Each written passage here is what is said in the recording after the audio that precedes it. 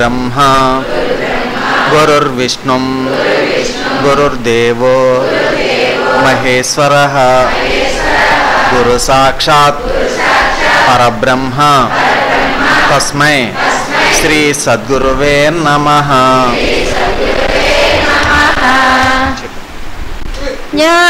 జ్ఞానమజ్ఞానముల మధ్యగ్రాలు నన్ను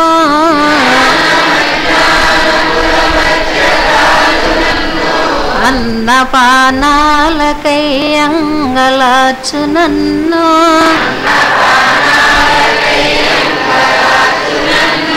బహుళ తాపత్రయంబుల బడయు నన్ను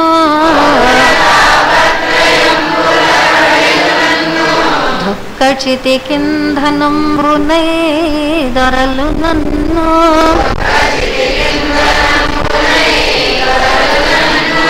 ఎటులగా చదవో నీలో నటుల చేర్చుకుందువో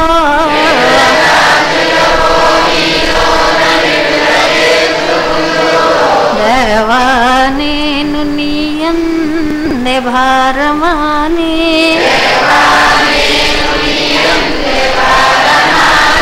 అర్దించు సుందురేయంబవళ్ళో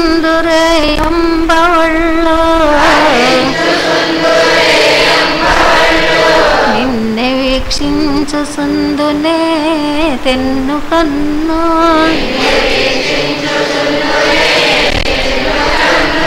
అలపి చూసిన నీరు పెతలియుచుండు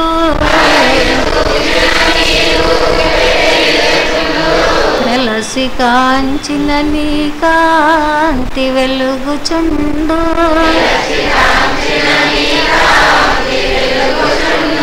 వెలసి చూసిన నీ పేర పలుకుచుండు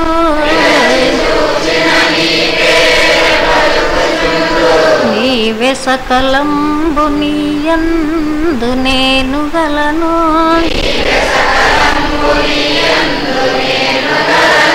వెడల జాలని పాతాళ వీధులందు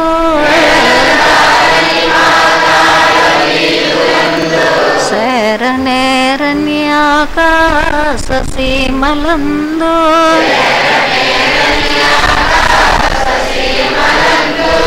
ప్రాకనాపని జలది గర్భములయందు నీవే ఉన్నావు నాయందు నీవు లేవే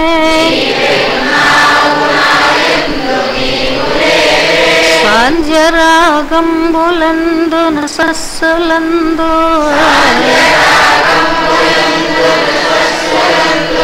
సలయంబుల ఎర్రని ప్రసవములను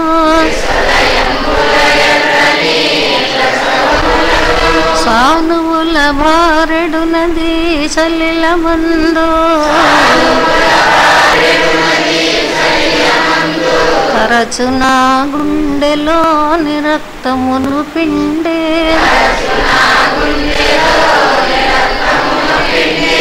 ఓత పూసితి వాలేదపుడమి నన్ను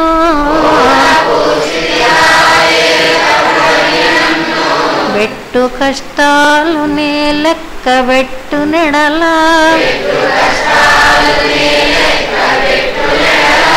ఏది విశ్రాంతి నీ ధ్యానమే సమాధి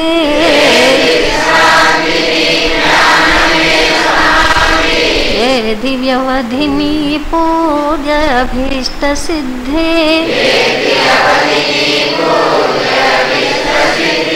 వేరు గచ్చంతరము లేదు వెదుకరాదు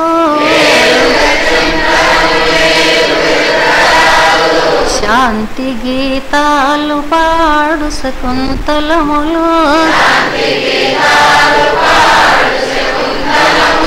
ప్రకృతి సతిరెక్కలను తలంబ్రాలు జల్లు మగముల గిలేచి నీ మహోన్నతికి మృక్కు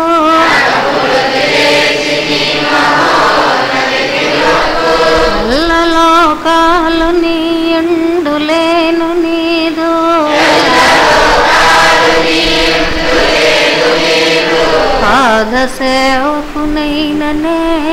పనికిరవానే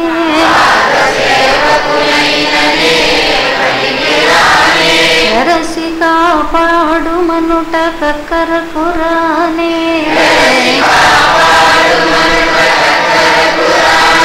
చూడు మీ నన్ననుటకు నోచుకొనలేదే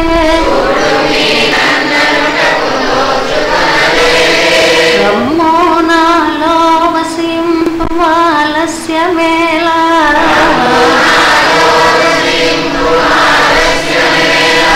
రమ్ము నా ఎట్ట ఎదుటకు హెమ్ములేలా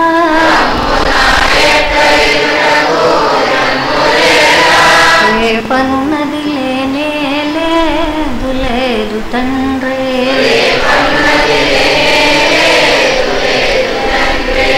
ఓం ఈశ్వర నీవు అనంతుడవు అనుపమానుడవు ఆకాశములే నిండి గాలిమలే వ్యాపించి భూమిమలే చరాచర భద్రకోటిని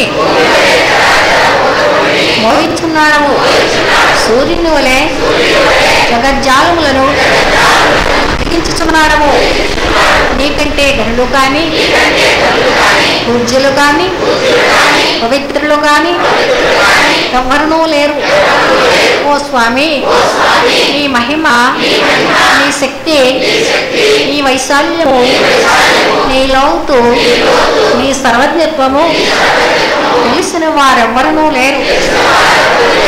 నీవు సృష్టి స్థితి లయములకు మూలమై జ్ఞాన అజ్ఞానములు కలిమిలేములు జ్ఞాతికములు బంధమోక్షములకు అతీతమైన నీ నిజ తేజము వల్ల మానవ జీవకోటికి ఆధారభూతమై కాశించుచున్నది. ఓ స్వామి నిన్ను నమ్మిన వారు నశించరు, నిన్ను ధ్యానించే వారికి దుఃఖములు లేవు, నిన్ను మనస్సులో నుంచి వారికి భయము లేదు. మేము పామరులము దీనులము, నీవే దిక్కని నమ్మి ఉన్న భక్తులము.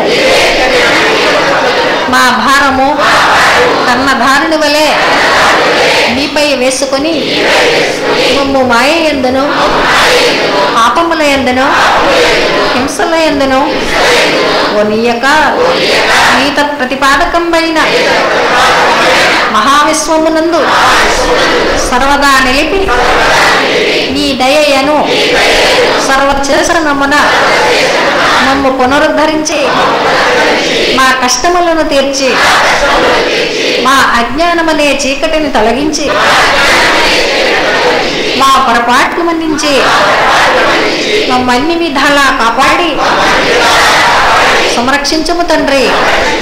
నీవు కరుణాళుడవు, దయాళుడవు, ఈయన రక్షకుడవు, దేవాది దేవుడవు, సచ్చిదానంద స్వరూపుడవు, ఈశ్వరుడవు.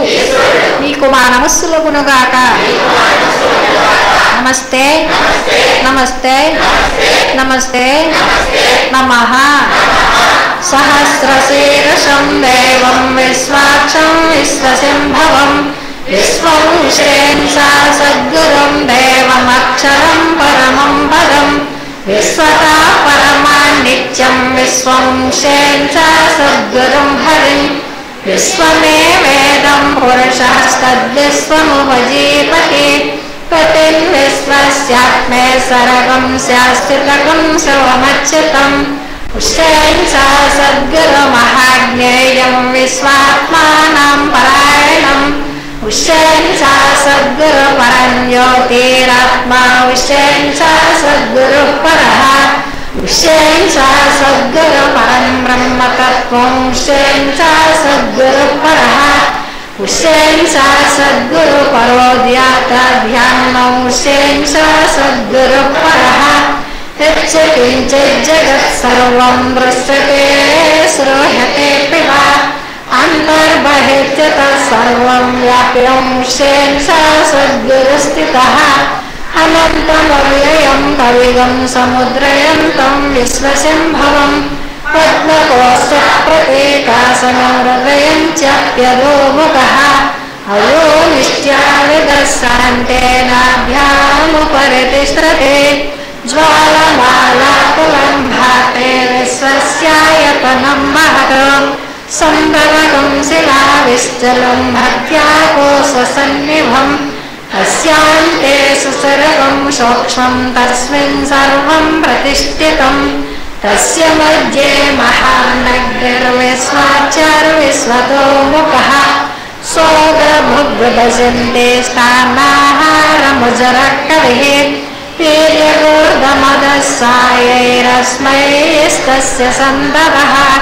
सन्दापयति स्वन्देहमापादतलमस्तकः तस्य मध्ये वह्निशिखा अण्डयोर्ध्वा व्यवस्थितः नीलतो यदमज्जस्तद्विज्जलेकेन भास्वरः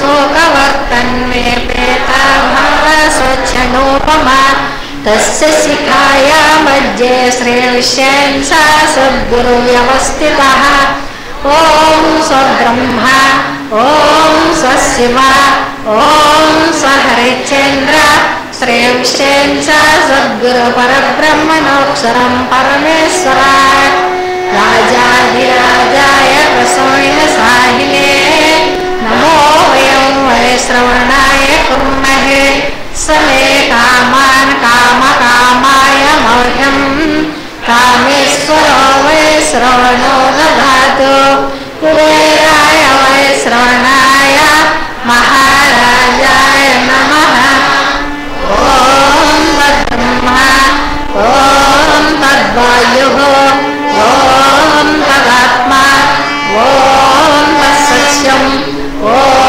तत्सर्वम् ॐ तत्पुरोर्नमः अन्तश्चरति भूतेषु गुहायां विश्वमूर्तिषु त्वं यज्ञस्त्वं वषत्कारस्त्वं इन्द्रस्त्वं रुद्रस्त्वं विष्णुस्त्वं ब्रह्मत्वं प्रजापतिः त्वं तदा पापो ज्योतिरसमृतं ब्रह्मभूर्भुवस्सुवरो ईशानः सर्वविद्यानां ईश्वरः सर्वभूतानां ब्रह्माधिपतिर्ब्रह्मणोऽधिपतिर्ब्रह्म शिवो मे अस्तु सदा शिवो तद्विष्णो परमं पदगं सदा पश्यन्ति सूरयः दिलेव चक्षुरादपं तद्विप्रसो विपन्यवो जागृवान् संस्तमिष्टते विष्णोर्यत् परमं पदं मृतकं सत्यं परं ब्रह्मपुरुषं कृष्णपिङ्गलं ऊर्ध्वरेतं विरूपाक्षं विश्वरूपाय वै नमो नमः ॐ विराट्पुरुषाय विद्महे श्री उमर आदेशा सद्गुरुस्वरूपाय धीमहि तन्नो श्री उमर आदेशा सद्गुरु प्रचोदयात् ॐ विराट्पुरुषाय विद्महे श्री उष्यंसा सद्गुरुस्वरूपाय धीमहि तन्नो श्री उष्यंसा सद्गुरु प्रचोदयात् ॐ विराट्पुरुषाय विद्महे श्री मोह्यदीन महादुषा सद्गुरुस्वरूपाय धीमहि तन्नो श्री मोह्यदीन महादुषा सद्गुरु प्रचोदयात् आकाशात् पतितं तोयं यथा गच्छति सागरं सर्वदेव नमस्कारः श्री सद्गुरुमूर्ति प्रतिगच्छति ॐ शान्ति शान्ति शान्ति సభ్యులందరూ కూడా ఎక్కడ వారు అక్కడే నిశ్శబ్దంగా కూర్చోవలసిందిగా విజ్ఞప్తి. ప్రతి వారంలాగే అనుభవాలు చెప్పాలనుకున్నటువంటి సభ్యులు వేదిక ఎడమ భాగంలో కూర్చోవలసిందిగా విజ్ఞప్తి. అందరూ కూడా సెల్ ఫోన్స్ స్విచ్ ఆఫ్ చేసుకోవాలండి. దయచేసి అందరూ చెక్ చేసుకోండి. సెల్ ఫోన్స్ అందరూ కూడా స్విచ్ ఆఫ్ చేసుకోవాలి.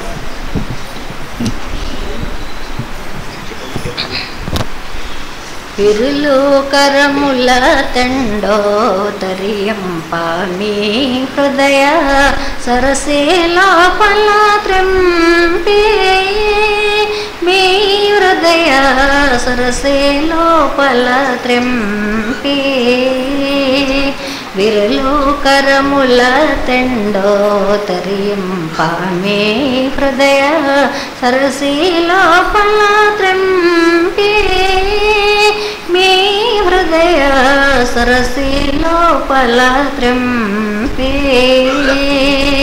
తెరసియున్నది స్వామి పరమార్థ మందిరము తెరచియున్నది స్వామి పరమార్థ మందిరము పరగో జ్ఞానపు దీప పంక్తి తమమునో బాప కరుణారసము విరయుచున్నది భక్తి విరులు కరముల తెండో తరింపామే హృదయ సరసిలోపల త్రెంపే మీ హృదయ సరసిలోపల త్రెంపే తడవేళ చీకటుల పడరాని కష్టాల తడవేళ చీకటుల పడరాని కష్టాల పడి మాయా ఎన్నో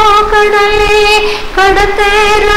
కడతేరాకున్నారు చడనట్టి కాంతి పడవిక్కి దాటెదరు విరులు కరముల తెండో తరింపామే హృదయ సరసిలోపల త్రెంపే మీ హృదయ సరసిలోపల త్రెంపే చననేల పాపాల మనరాని దుఃఖాల చననేల పాపాల మనరాని దుఃఖాల గని కృంగి కృంగి ఎనుగుట్టి వ్యసనాల మునిగి పోట చాలా తునిగి పోట మేళ విరులు కరముల తెండో తరింపామే హృదయ సరసిలోపల త్రెంపే మీ హృదయ సరసిలోపల త్రెంపే స్వాగతం విడి చేయి చాసిరమ్మనుచుండే స్వాగతం విడి చేయి చాసిరమ్మనుచుండే ఆ గోరు స్థానమున కాంతి ధామమున కేగి మరలిషతో భాగధ్యేయముగాంచి విరులు కరముల తెండో తరింపామే హృదయ సరసిలోపల త్రెంపే మీ హృదయ సరసిలోపల త్రెంపే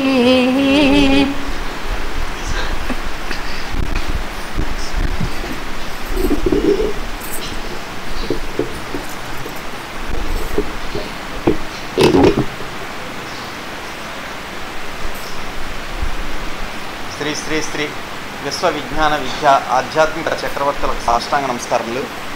గురువారం సభా కార్యక్రమాన్ని ప్రత్యక్షంగాను పరోక్షంగాను వీక్షిస్తున్నటువంటి 50 మందికి కూడా నమస్కారం. ఈనాడు సభలో ముందుగా శ్రీ సత్యనారాయణ మాస్టర్ సభను ఉద్దేశించి ప్రసంగిస్తారు.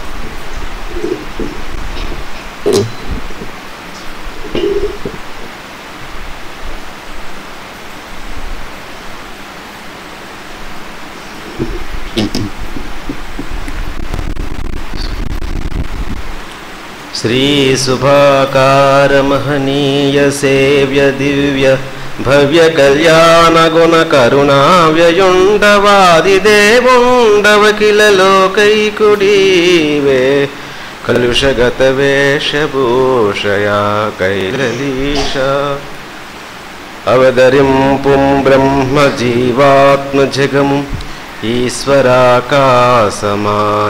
నిర్ణయించు శతకరత్నంబు రచయింతు శ్రద్ధతోడ కలుషగత వేషభూషయా కైలలీష. శ్రీ శ్రీ శ్రీ విశ్వవిజ్ఞాన విద్యా ఆధ్యాత్మిక పీఠ సద్గురు సార్వభౌములకు నా హృదయపూర్వక సాష్టాంగ నమస్కారములు. సభ్యులకు సభ్యతలకు నమస్కారం. స్వామి యొక్క చల్లని కృపా కటాక్ష వీక్షణముల చేత మనం స్వర్గమాత అనే మహాగ్రంథంలో ఎరుక అనే అధ్యాయాన్ని మనం నేర్చుకుందామండి. దీని గురించి తెలుసుకునే ముందు మనం శాతత్వం స్వామి ఏం చెప్పారో ఎరుక గురించి కాస్త మనం తెలుసుకుంటే మనం స్వర్గమాత ఉన్న విషయాన్ని అర్థం చేసుకోవడానికి అవకాశం ఉంటుంది. ఎరుక అంటే తెలిసి ఉండవండి. సామాన్య అర్థం ఏంటంటే మనం ప్రతి వ్యక్తి కూడా కొన్ని విషయాలు తెలుస్తుంటాయి, కొన్ని విషయాలు తెలియవు. అలా తెలిసి ఉన్న విషయాన్ని ఎరుక కలిగి ఉండడం అంటారండి. అంటే తెలివి కలిగి ఉండడం. ఇక ఆధ్యాత్మికమైన భావంలో మనం చూసినట్లయితే తనని తాను తెలుసుకుని తానేంటో అన్న రహస్యాన్ని తెలుసుకోవడమే, తన స్వరూపాన్ని దర్శించడమే ఎరుక. తానెవరో తెలుసుకోవడమే ఎరుకండి ఆధ్యాత్మిక భావంలో చూసుకుంటే. అయితే స్వామి ఏం చెప్పారంటే ఎరుక అనేది ఒక అపురూపమైనటువంటి శక్తి స్వరూపమైనటువంటి ధ్వనిటండి. అపురూపం అంటే ఇలా ఉంటుందని చెప్పేసి వర్ణించడానికి అవకాశం లేదండి. ఈ రకంగా ఉంటుందని దానికి అద్దు లేదనమాటండి. అంత అపురూపమైనటువంటి చూడండి, పసిపాపను చూస్తే మనం చూడండి ఎంత అపురూపంగా మనం చూస్తుంటామో, ఆ నవ్వు చూస్తే ఎంతో అది వర్ణించడానికి అవకాశం ఉండదు. అది అపురూపం మనకు తెలిసిన పరిధిలో. మరి శక్తివంతమైనటువంటి ధ్వనిట అంటే అది శక్తి స్వరూపం అయ్యిందనమాట అండి ఎరుక అనేది. అది మానవుని యొక్క విధానంలో జీవితంలో అది నిగూఢంగా ఉందటండి. నిగూఢంగాను బలీయంగాను ఉండి వ్యక్తం కాని పరిస్థితుల్లో అది వ్యక్తమై అని తెలుసుకోవడానికి అవకాశం లేనటువంటి స్థితి అయి ఉండి కూడా అది ఏదో శక్తి వల్ల అది తెలియబడి అది వ్యక్తమై మానవుణ్ణి సాయుధ్యం చేస్తున్నట్టండి, మోక్షం తీసుకెళ్తున్నట్ట. అది శక్తివంతమైన ధ్వని, అది ఎరుక. మరి సాధారణంగా చూసినట్టయితే మొట్టమొదట మానవుడికి తల్లిని తెలియజేస్తున్నట్టు ఎరుక. తల్లిని ఎరుకపరుస్తున్నట్టు. అంటే తన తల్లికి తాను జన్మించిన విషయం తనకు తెలియకపోయినప్పటికీ సంతాన రూపంలో అవినాభావమైనటువంటి సంబంధమైనటువంటి ప్రేమ ఏదైతే ఉందో ఆ ప్రేమ తల్లిని తల్లిగా ఆ వ్యక్తిత్వానికి నిరూపణ చేస్తున్నట్టు. కొంతకాలం అయిన తర్వాత శబ్ద పరిజ్ఞానం కలిగిన తర్వాత అంటే మాట్లాడే విధానం వచ్చిన తర్వాత ఆ తల్లిగా ఉన్నటువంటి ఆ మాతృమూర్తి తాను గురుస్వరూపంగా మారి తండ్రిని తెలియజేస్తున్నట్టండి. అది ఎరుక. అంటే అంతకుముందు తండ్రి ఎవరు తెలియదు. తల్లి రూపంలో తల్లి గురు రూప స్వరూపంగా మారి తండ్రిని తెలియజేస్తోంది. ఆ తర్వాత ప్రపంచంలో ఉన్నటువంటి విషయాలు అన్నీ కూడా తన ఎరుకలో ఉన్నట్లుగా తాను అనుభవించి తాను చూసి తెలుసుకుని గ్రహిస్తాడటండి మానవుడు. ఇకపోతే ధ్వని రూపంగా ఉన్నటువంటి శబ్దములుగా ఉన్నటువంటి సాహిత్యం ఉంది, వాంగ్మయం ఉంది. ఆ వాంగ్మయంలో ఉన్నటువంటి శక్తిని అదేవిధంగా అంతకుమించి ఒక పై మెట్టు నడిచినప్పుడు ఆ పై మెట్టుకు వెళ్ళినప్పుడు తన జన్మస్థానమైనటువంటి విరాట్ రూపాన్ని గ్రహించి తెలుసుకోవాలనేటువంటి కాంక్షతో తన ప్రయాణం చేసి ఆ విరాట్ స్వరూపాన్ని తాను ఎరుకలో తన గురు స్వరూపాన్ని ఆధారంగా చేసుకుని గురువు యొక్క సహకారం చేత తాను గ్రహించి ఆ విరాట్ స్వరూపంలో తాను లీనం అవుతుంటండి. ఆ విరాట్ స్వరూపాన్ని లీనం అవడమే ఎరుక అన్నారు. అయితే మరి స్వామి స్వర్గమాతలో ఏం చెప్పారంటే ఆ ఎరుక గురించి దివ్యమగు జ్ఞానమవ్యాహతం బగు దివ్యమగు జ్ఞాన మార్గం భవ్యాహతమగు తెలివి అసదృశమగు మంతవ్యము శాంతాన్విత వక్తవ్యం బగునట్టి ఎరుక కాదనే విడకు మాయా నదిలో కాల్జారి పడకు ఆదిలో పరమాత్మ యందు నీవున్నప్పుడు ఆదిలో పరమాత్మ యందు నీవున్నప్పుడు మోదాముందుచు నవని పుట్టి పాడై విద్య కాదని విడకు మాయా నదిలో కాల్జారి పడకు. అది ఎరుక అనేది ఎలా ఉందట? దివ్యమగు జ్ఞాన మార్గం. ఎలా ఉందటది? దివ్యమైనటువంటి జ్ఞాన మార్గం అట. దివ్యమైనటువంటి శ్రేష్టమైనటువంటి గొప్పదైనటువంటి అతీంద్రియమైనటువంటి అంటే అతీంద్రియం అంటే ఇంద్రియాలకు గోచరము కానటువంటి జ్ఞాన స్వరూపమై ఉందట. అదే బ్రహ్మజ్ఞాన స్వరూపమై ఉంది అని చెప్తున్నారు. ఏది? ఎరుక. దివ్యముగు జ్ఞాన మార్గమై ఉంది అంటే శ్రేష్టమైనటువంటి దివ్యమైనటువంటి ఇంద్రియాలకు గోచరము కానటువంటి జ్ఞాన మార్గం ఏదైతే ఉందో అది ఎరుకుగా ఉన్నది అని చెప్తున్నారు. అదే దివ్యమగు జ్ఞాన మార్గం. అవ్యాహతమైన తెలివి. అవ్యాహతమైన తెలివి అంటే అడ్డు లేనటువంటిది. దానికి ఏది అడ్డు ఉండదండి. అడ్డు లేనటువంటిది, అది యథార్థమైనటువంటిది ఏదైతే ఉందో అది తెలివిగా ఉన్నది. అంటే అడ్డు లేనటువంటి తెలివి. దాని తెలివికి అడ్డు లేదండి. తెలివి అన్నప్పుడు ఏది మంచి ఏది చెడు అనే విశిష్ట జ్ఞానం మనకి భౌతిక విధానంలో తెలుసుకుంటాం. అలాగే అభౌతికపరమైన విధానంలో ఏది భ్రాంతి స్వరూపము ఏది గురు స్వరూపము అనేటువంటి విచక్షణ జ్ఞానం కలిగి ఉంది. అదే స్వామి చెప్తుంటారు మనకి మానవ మేధస్సు అని చెప్పేసి. పరమాత్మ మనకి మానవుడికి ప్రసాదించిన గొప్ప వరం ఏంటంటే మానవ మేధస్సు అని చెప్తారు. అదే అవ్యాహతమైన తెలివి అంటే ఏది పరమాత్మ స్వరూపంగా ఉందో ఏది భ్రాంతి స్వరూపంగా ఉందో అనేటువంటి విధానాన్ని తెలియజేసే జ్ఞానము వివేకవంతమైనటువంటి జ్ఞానం అయి ఉందట. ఏది? ఆ ఎరుక. అంటే అడ్డు లేనటువంటిది ఉండి సత్యమైనటువంటిది ఉండి ఏది భ్రాంతి స్వరూపమో ఏది ఈశ్వర స్వరూపమో అనేటువంటి విచక్షణ జ్ఞానం కలిగేటటువంటిది జ్ఞానం ఏదైతే ఉందో అది ఎరుకుగా ఉన్నది అని చెప్తున్నారు. అలాగే అసదృశమైన మంతవ్యము అయి ఉందట. అసదృశమైనటువంటి మంతవ్యం అయి ఉందట. ఏది? ఎరుక. అసదృశం అంటే సదృశం అంటే సమానమైనది, అసదృశం అంటే అసమానమైనటువంటిది. అంటే ఈ సృష్టిలో ఏది కూడా దానితో సరితూగలేనటువంటిది అనమాట. ఏది సరితూగలేదు దాంతో అది సాటి లేనటువంటిది. అది ఇదేది కూడా దాంతో సాటి రాదట. అటువంటి మంతవ్యం అంటే ఆలోచన విధానము అన్నారు. ఆలోచన విధానం అంటే భావము, భావస్వరూపం. అదే అంటే సాటి లేనటువంటి భావస్వరూపం ఏదైతే ఉందో అది ఎరుక. ఆ భావం అంటే చెప్తున్నారు స్వామి భావము శివుడు. అంటే శివుడు అంటే శుభప్రదమైనటువంటి అంటే కలమస్తమైనటువంటి భావాలన్నీ కూడా పటాపంచలు చేసి శుద్ధి చేసినటువంటి భావాన్ని శుద్ధి చేసేటువంటి స్వరూపం ఏదైతే ఉందో అది ఆ భావాన్ని శివుడు అన్నారండి. శుద్ధమైన భావము శివుడు. అప్పుడు శుద్ధమైన భావం అయినప్పుడు దానికి మరి సాటి అనేది ఏ విధంగా ఉంది అంటే సాటి లేనటువంటి భావమై ఉంది అని చెప్తున్నారు. అదే భావము జ్యోతి. ఆ జ్యోతి స్వరూపంగా భావం ఉన్నప్పుడు దానికి చెదలా పడుతుంది, పడదు. శుద్ధి కలిగిన భావం అట. అంటే అసదృశమైనటువంటి మంతవ్యమై ఉన్నది ఈ యొక్క ఎరుక. అంటే దానికి ఏ రకమైనటువంటి కల్మసము అంటది. అదే స్వామి చెప్తుంటారు యద్భావం తద్భవతి. నీ భావం శుద్ధిగా ఉంటే నీకు శుభప్రదమైన విధానంలో నీవు నడుచుకుంటావు, ముందు ప్రయాణం చేస్తావు. నీ భావం వేరే విధంగా ఉంటే నీవు ఆ విధంగానే వెళ్తావని చెప్పేసి స్వామి మనకి ఎప్పటికప్పుడు చెప్తూనే ఉంటారు. అంటే మన భావాన్ని మనం మార్చేది అంటే మన భావమై శుద్ధమైన భావమై ఉన్నది ఎరుక. ఇంకా ఏం చెప్తున్నారు? శాంతాన్విత వక్తవ్యం బగునెట్టి ఎరుక. అంటే శాంతముతో కూడుకున్నటువంటి మాట వాక్కు అన్నారండి. ఏది శాంతం? ఎలా శాంతించింది అంటే అరిషడ్వర్గాలు శాంతించినప్పుడు మనలో వచ్చే ధ్వని ఏదైతే ఉందో ఆ వాక్కటండి.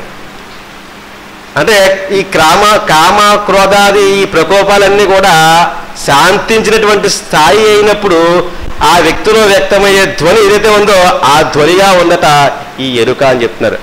మమకారం అహంకారములు తొలగినటువంటి పలుకుగా ఉందట, వాక్ అయి ఉందట అది. అటువంటి ఎరుకను నీవు కాదని విడిచిపెట్టకయ్యా అని చెప్తున్నారు స్వామి. అలా విడిచిపెట్టి నీవు ఈ మాయానే ప్రపంచంలో మాయానే నదిలో కాలు జారి పడకయ్యా అని చెప్తున్నారు. ఎందుకంటే ఎందుచేత మునుపు నీది అనాది రూపము జననమేయి కాయమాయను అని చెప్తున్నారు. అంచేత మునుపు మనది అనాది రూపం అని చెప్తున్నారు, అంటే ఆ విరాట్ స్వరూపం.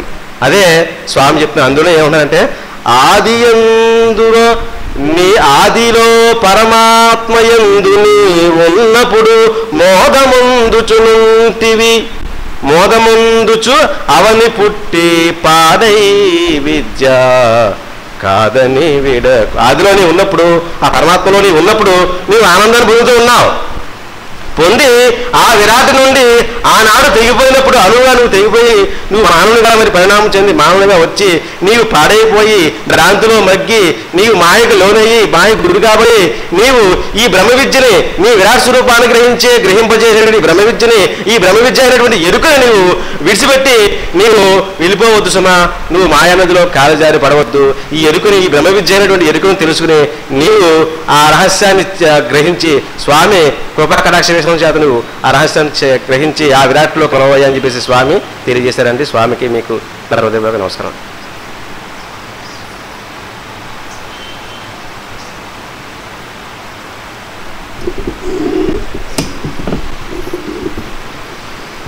ఎరుక అనేటువంటిది ఈశ్వర రసస్వరూప రహస్యాన్ని గ్రహింపజేసేటటువంటి జ్ఞాన మార్గంగా అభివర్ణించారు సత్యనారాయణ గారు. సత్యనారాయణ గారికి సభ తరపున కృతజ్ఞతలు. ఇప్పుడు కోమల్ గారు శాతత్వం నుండి.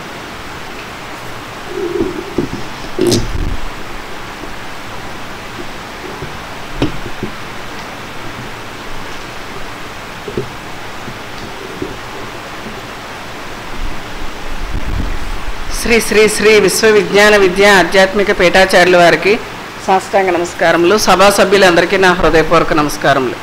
ఈరోజు శాటత్వంలో మనము స్వార్థం అనే విషయం గురించి స్వామి మనకేం సెలవిచ్చారో తెలుసుకుందామండి. ఈ సృష్టిలో ప్రతి జీవికి కూడా స్వార్థం అనేది ఉంటుందని స్వామి చెప్తున్నారు. స్వార్థం లేకుండా ఏ జీవి కూడా మనుగడ సాగించడం అనేటువంటిది జరగదు. స్వార్థంతోనే ప్రతి జీవి కూడా ఇక్కడ మనుగడ సాగించడం జరుగుతుంది. దీనికి క్రిమి కీటకాదులు మొదలుకొని పశుపక్షాదుల నుంచి జంతువుల నుండి అంత్యజన్మైనటువంటి మానవాన్ని వరకు కూడా ప్రతి జీవి కూడా తన జీవితాన్ని స్వార్థపూరితంగానే ప్రయాణం చేయటం జరుగుతుంది. అయితే మనం ఈ స్వార్థం అనేది ఏ విధంగా ఉంది అనేది పరిశీలించి చూసినట్లయితే మొట్టమొదట ప్రతి జీవి ప్రాణాన్ని కాపాడుకునే విషయంలో స్వార్థాన్ని చూపించడం జరుగుతుంటుందట. ఎందుకు ఈ విధంగా జరుగుతుందంటే సృష్టి క్రమంలో మనం పరిశీలించినప్పుడు క్రిమి కీటకాదులు ఈ వృక్షాల యొక్క చెట్ల యొక్క లేత చిగుళ్లను తింటూ ఉంటాయి. అవి అయితే వాటిని సంహరించే జీవి కూడా ఉన్నాయని తెలుసుకున్నప్పుడు అవి ఎంత జాగ్రత్తగా ఉన్నప్పటికీ పశుపక్షాదులు ఈ క్రిమి కీటకాదులని తినటం జరుగుతుంది, భక్షించడం జరుగుతుంది. ఎందుకంటే వాటికి క్షుద్బాధను తీర్చుకోవటానికి. కానీ పశుపక్షాదులు కూడా ఏం చేస్తుంటాయి, తమ ప్రాణాన్ని విషయం వచ్చేసరికి కాపాడుకునే విధంగానే ప్రయత్నం చేస్తూ ఉంటాయి. అదేవిధంగా మానవుని వరకు కూడా ఈ రకమైనటువంటి స్వార్థ ప్రవృత్తి మనకి కనిపించడం అనేటువంటిది జరుగుతుంది. అయితే ఈ స్వార్థం అనేది తన జీవితం మనుగడ సాగించడం కోసమో లేకపోతే తన ప్రాణాన్ని కాపాడుకోవడం కోసము సృష్టిలో ప్రతి జీవి స్వార్థంతో బ్రతకడం జరుగుతుంది. అయితే ఈ స్వార్థం అనేది ఏ విధంగా ఉంటుంది అంటే రెండు రకాలుగా ఉంటుందటండి. ఒకటి ప్రకృతి ఆశాబద్ధమైనటువంటి స్వార్థము, రెండోది ఈశ్వర విధానంలో ముక్తిని సంపాదించలే కోరికతోటి ఉండేటటువంటి స్వార్థం. అయితే ప్రకృతి ఆశాబద్ధమైన స్వార్థం మనకి ఎట్లా ఉంటుంది అంటే మానవుడు మనకు తెలుసు కదా, ప్రకృతిపరమైనటువంటి కోరికలు మనకి ఎన్నో ఉంటాయి, భౌతికపరమైనటువంటి కోరికలు. ఇవన్నీ తీర్చుకోవడానికి మానవుడు స్వార్థాన్ని చూపించడం జరుగుతుంది. మొట్టమొదట ప్రతి మానవుడు ఏం స్వార్థం చూపిస్తాడు అయితే ఈ మానవుని గురించే మనం ఇక్కడ మాట్లాడుకుంటాం. ఎందుకంటే ఈ స్వార్థం యొక్క పరిణామం అంచె పరిణామం గురించి మానవునిలోనే మనకు తెలుస్తుందటండి. అయితే మొట్టమొదటి తన ఉన్నతికే తాను స్వార్థాన్ని చూపిస్తాడు. తను అభివృద్ధి చెందడానికి ప్రతి మానవుడు స్వార్థంతోనే ప్రయాణం చేయటం జరుగుతుంది. ఆ తర్వాత తన సంతానం యొక్క యశస్సు కోసం, వారి యొక్క అభివృద్ధి కోసం కూడా స్వార్థంతో అతను ప్రయాణం చేయటం జరుగుతుంది. ఈ విధంగా ప్రతి జీవి తను ఉన్నత స్థితికి రావడానికి లేదా తన బిడ్డలు ఉన్నత స్థితికి రావడానికి కూడా ఈ ప్రకృతిపరమైనటువంటి స్వార్థాన్ని చూపించడం జరుగుతుంది. ఈ విధంగానే స్వార్థపూరితంగానే జీవనయానం జరగడం జరుగుతుంది. అయితే ఈశ్వర విధానాల్లో ముక్తిని పొందేటువంటి స్వార్థం ఏ విధంగా ఉంది అంటే ఇక్కడ రెండు రకాలు, ప్రకృతిపరమైనటువంటి స్వార్థం, భౌతికపరమైన స్వార్థం, అభౌతికపరమైనటువంటి స్వార్థం. ఈ మానవ జన్మ ఎత్తినటువంటి మానవుడు 84 లక్షల జడ జన్మలను క్షాళన చేసుకున్న తర్వాత ఈ అంచె పరిణామంగా మనకు లభించినటువంటి ఈ మానవ జన్మలోనే ముక్తిని పొందాలి అనేటువంటి విషయం తెలుసుకున్న మానవుడు ఈ ఈశ్వర విషయం తెలుసుకుని తరించి జన్మరాహిత్యం చేసుకుని తిరిగి జన్మ లేకుండా చేసుకోవాలనేటువంటి స్వార్థంతో కూడా మానవుడు ప్రయాణిస్తాడు. అది అంటే ఉన్నంతలో జీవితాన్ని సుఖంగా సౌఖ్యవంతంగా ఉన్నతంగా గడపడానికి భౌతిక పరంగానో అభౌతిక పరంగా ఈశ్వర విధానంలో ఎటువంటి స్వార్థంతో మానవుడు ప్రయాణం చేయడం జరుగుతుంది? ఈశ్వర విషయం తెలుసుకుని తరించి తిరిగి జన్మ లేకుండా చేసుకుని జన్మరాహిత్యాన్ని పొందాలని మానవుడు స్వార్థంతో ఉంటాడు. మనం సద్గురువుని ఎందుకు ఆశ్రయిస్తున్నాం? మనం అయ్యగారి దగ్గరికి ఎందుకు వస్తున్నాం? ఈ స్వార్థం అంటే 2 రకాల స్వార్థాలతోటి మనం వస్తున్నాం ఇక్కడ. ఎటువంటి భౌతిక పరంగా ఏంటి? మన జీవనం సుఖశాంతులతో జరగాలని, మన కోరికలు తీరాలని, మనం కుటుంబ జీవితం లేకపోతే మన వ్యవహారిక జీవితం సుఖశాంతులతో జరగాలని, అంతిమంగా మనకి ఏం కావాలని? జన్మరాహిత్యం కావాలి. అంటే ఇక్కడ 2 రకాల స్వార్థాలతోటి మనిషి మనుగడ సాగించడం జరుగుతుంది. అయితే ఈ ప్రకృతిపరమైనటువంటి స్వార్థం ఏదైతే ఉందో మానవుని అయాచిత కార్యాలకు పాల్పడేటట్లు చేసి జడ జన్మలకు పాల్పడేట్లు చేసి 2వ రకమైనటువంటి స్వార్థానికి దూరం చేయడం జరుగుతుంది. ప్రకృతిపరమైన స్వార్థం ఎక్కువైపోయింది అనుకోని మనం ఏం చేస్తాం? తప్పులు చేస్తాం. ఎప్పుడైతే తప్పులు చేసామో ఈ ఈశ్వర విధానంలో ముక్తిని పొందాలనేటువంటి స్వార్థం ఏదైతే ఉందో అది నెరవేరదు. మనకి నెరవేరకుండా ఏమవుతాం? మనం జడజన్మలకు వెళ్ళిపోవడం అనేటువంటిది జరుగుతుంది. అది మన జడజన్మలకు కారకులుగా మనం తయారు చేసి ఈ ముక్తికి మార్గానికి అర్హత లేకుండా తయారు చేయడం జరుగుతుంది. అయితే దీనికి స్వామి చెప్పిన పరిష్కారం ఏంటంటే ప్రకృతిపరమైన విధానంలో మనం ఇతరుల విమర్శకు తావు లేకుండా మన జీవనాన్ని గడుపుతూ ఈశ్వర విషయమైనటువంటి ముక్తిని పొందాలనేటువంటి సాధన మనము చేసుకోవాలి అని చెప్తున్నారు. అంటే భౌతికపరమైన విషయాన్ని కూడా మనం తప్పించుకోలేము కాబట్టి మనం భౌతికపరమైన యశస్సు కోరుకోవాలి, ప్రకృతిపరమైనటువంటి యశస్సు కావాలి, మనము మన బిడ్డలు ఉన్నతికి రావాలి అని అనుకున్నట్టయితే అది మంచి విధానంలో వెళ్ళాలి తప్ప ఇతరులని ఇబ్బంది కలగజేసే విధంగానో ఇతరులకి నష్టం కలగజేసే విధంగానో లేకపోతే ఇతరుల విమర్శకు పాల్పడే విధంగానూ కాకుండా సక్రమైన విధానంలో నలుగురికి ఆమోదయోగ్యమైన విధానంలో విమర్శకు అతీతంగా మన జీవనాన్ని గడుపుతూ మనం ఈశ్వర విషయమైనటువంటి స్వార్థాన్ని తప్పక చూపించాలన్నారు స్వామి. స్వార్థం అనేది తప్పు కాదు, ఇది అవసరము అంటున్నారు స్వామి. ఈ స్వార్థం అనేది మనకి చాలా అవసరం అంటున్నారు. చిట్టచివరిగా స్వామి ఇంకోటి చెప్పారు, మనం నిస్వార్థ త్యాగము అని మాట్లాడుకోవడం జరుగుతుంది. నిస్వార్థంగా త్యాగం అనేది ఎక్కడా లేదు స్వామి అంటున్నారు. ఏదైనా కూడా స్వార్థ త్యాగమేనట. అంతే కదా, మనం ఏది చేసినా ఏదో ఒక స్వార్థం మనకు ఉంటుంది, కోరిక ఉంటుంది. మన అయ్యగారి దగ్గర కూడా స్వార్థంతోనే కదా వస్తున్నాం, నిస్వార్థంగా వచ్చేస్తున్నా రావడం లేదు కదా. ఏ పని చేసినా స్వార్థంగానే చేస్తాం. ఇక్కడ అయ్యగారి దగ్గరికి వచ్చేసరికి మన స్వార్థం ఏమిటి? మన జీవితం సక్రమంగా జరగాలి, ఒడిదుడుకులు లేకుండా జరగాలి, మన బిడ్డలు మనము బాగుండాలి. ఇంకోటి ఏమిటి? మనకి ముక్తి కావాలి. కాబట్టి స్వార్థ త్యాగంలో తప్పు లేదంటున్నారు స్వామి. స్వార్థం అనేది చాలా అవసరము, అది ఆధారము. ప్రతి జీవికి కూడా ఈ స్థావర జంగమాత్మకమైనటువంటి ప్రతి జీవికి కూడా ఈ స్వార్థం అనేది అత్యవసరము. ఇది ఉండవలసినటువంటి విషయమే తప్ప ఇది నిస్వార్థ త్యాగము కాదు. ఇది స్వార్థ త్యాగం అయినా కానీ సరైన విధానంలో మనం ప్రయాణం చేసినప్పుడు మనకి ఈ స్వార్థం అనేది మనకు మంచి విషయాన్ని కలగజేస్తుంది తప్ప ఇది మనకి చెడ్డ విషయాన్ని కలగజేయడం జరగదు. కాబట్టి ఆ విధంగా మొసలుకోవాల్సింది స్వామి మనకి సెలవిచ్చారు. స్వామికి మీకు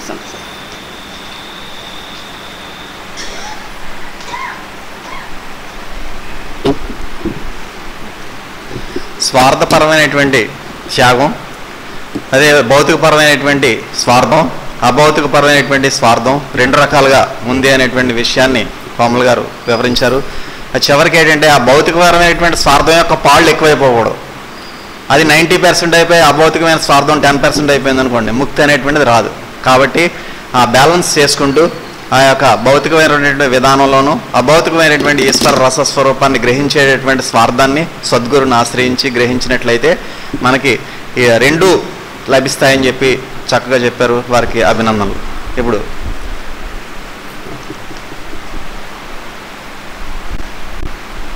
కణితి ఉమామహేశ్వరి.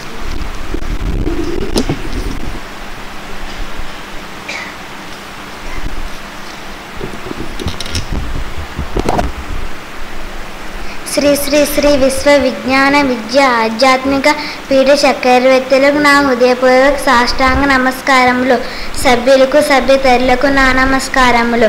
నేను నవపీఠాధిపతి డాక్టర్ మురారిషా సర్గిర్వారు రచించిన విజ్ఞాన జ్యోతిలో మానవత్వము ఆధ్యాత్మిక తత్వం అనే చాప్టర్ చెప్పుచున్నాను.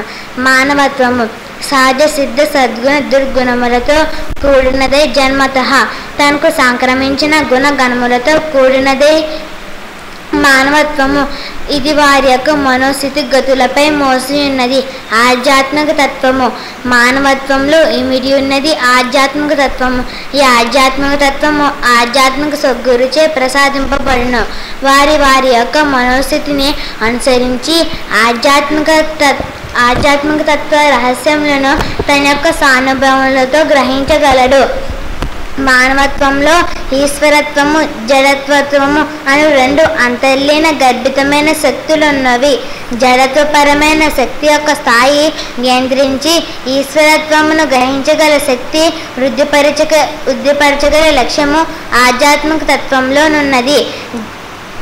మానవుల్లో ఈ ఆధ్యాత్మిక తత్వ విషయము లేచిపోవట్లయితే జడత్వపరమైన శక్తులు వృద్ధి చెంది మానవుని నాశమునకు దారితీయును. మానవత్వము అను మతమునకు ఆధ్యాత్మిక తత్వము అనున్నది గురువు.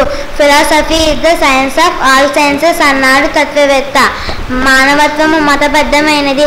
ఆధ్యాత్మిక తత్వము సర్వమత సమ్మతమైన ఏకేశ్వర ఉపాసనపై మోసి శరీరమును మనసును ఆత్మను అనుసంధానపరిచి ముముక్షత్వమును పొందు స్థితిని ప్రసాదించగల శక్తి ఆధ్యాత్మిక తత్వంలోనున్నది. ఈ ఆధ్యాత్మిక తత్వమును తన యొక్క విధానంలో శరీరమును మనసును ఆత్మను అనుసంధానపరుస్తూ చెప్పగల శక్తి ఎవరికైతే ఉందో అతడే సద్గురువు. మానవుడి అనే యంత్రమునకు మహామంత్రముననే ఇంధనము ద్వారా ఆధ్యాత్మిక తత్వమునే సూచికలో ఈశ్వర స్థానమైన గమ్యమునకు చేరగలుగుచున్నాడు. ఆకు పచ్చని కొమ్మకు నందమైన నర్రెని సుమము కల్పించు నమ్మకాడు. శక్తి గర్భాన ముత్యాలు జనుపునట్టి ఈశ్వరుండుచ్చు మాకు హితము నభీష్ట సిద్ధి. ఈ ఆకాశించి నా సద్గురు నా సాష్టాంగ నమస్కారం. మా తల్లిదండ్రులు కూడా నమస్కారం పెట్టండి. గణితి ఉమామేశ్వరి చక్కటి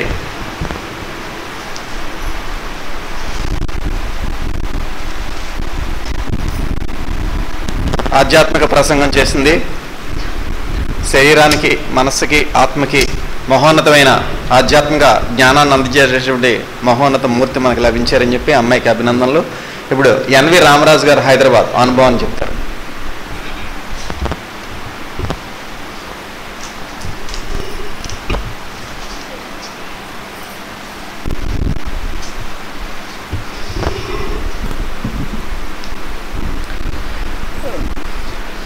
గురుగారి పాదపద్మలకు నా సాష్టాంగ నమస్కారాలు. పూర్వపీఠాచార్య శరణములకు నా శిరసానమామి. సభ్యులకు సభ్యతలకు పరోక్షంగా చూస్తున్న సభ్యులకు అందరికీ నా నమస్కారం. నేను 1984 ధర్మంలోకి వచ్చానండి. అప్పుడు మొహిద్దీన్ బాషా గారి దగ్గర ధర్మం తీసుకున్నాను. మా అక్కగారు అప్పుడు ధర్మంలో ఉండేవారు. ఆయన తీసుకెళ్తే అప్పుడు మంత్రం తీసుకున్నాను హైదరాబాద్లో. తర్వాత సభ్యులు కొనసాగుతున్నాను కానీ మంత్రం చదువుకున్నాను కానీ మనకు అంత విశిష్టత గారికి రావడం కానీ అప్పుడు లేదు. 1990 వరకుని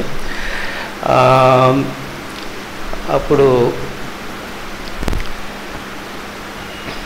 అంటే బ్యాంకులో ఆఫీసర్గా పనిచేస్తాను. అప్పుడు నాకు ఏంటంటే ప్రమోషన్ వచ్చి బొంబాయి వేశారు. బొంబాయి వేస్తే కనుక అప్పుడు కొన్నాళ్ళు చేసి అక్కడ పనిచేసిన తర్వాత కొన్ని పరిస్థితులు కొన్ని కారణాల్లో నేను అమెరికా వెళ్ళటం జరిగింది.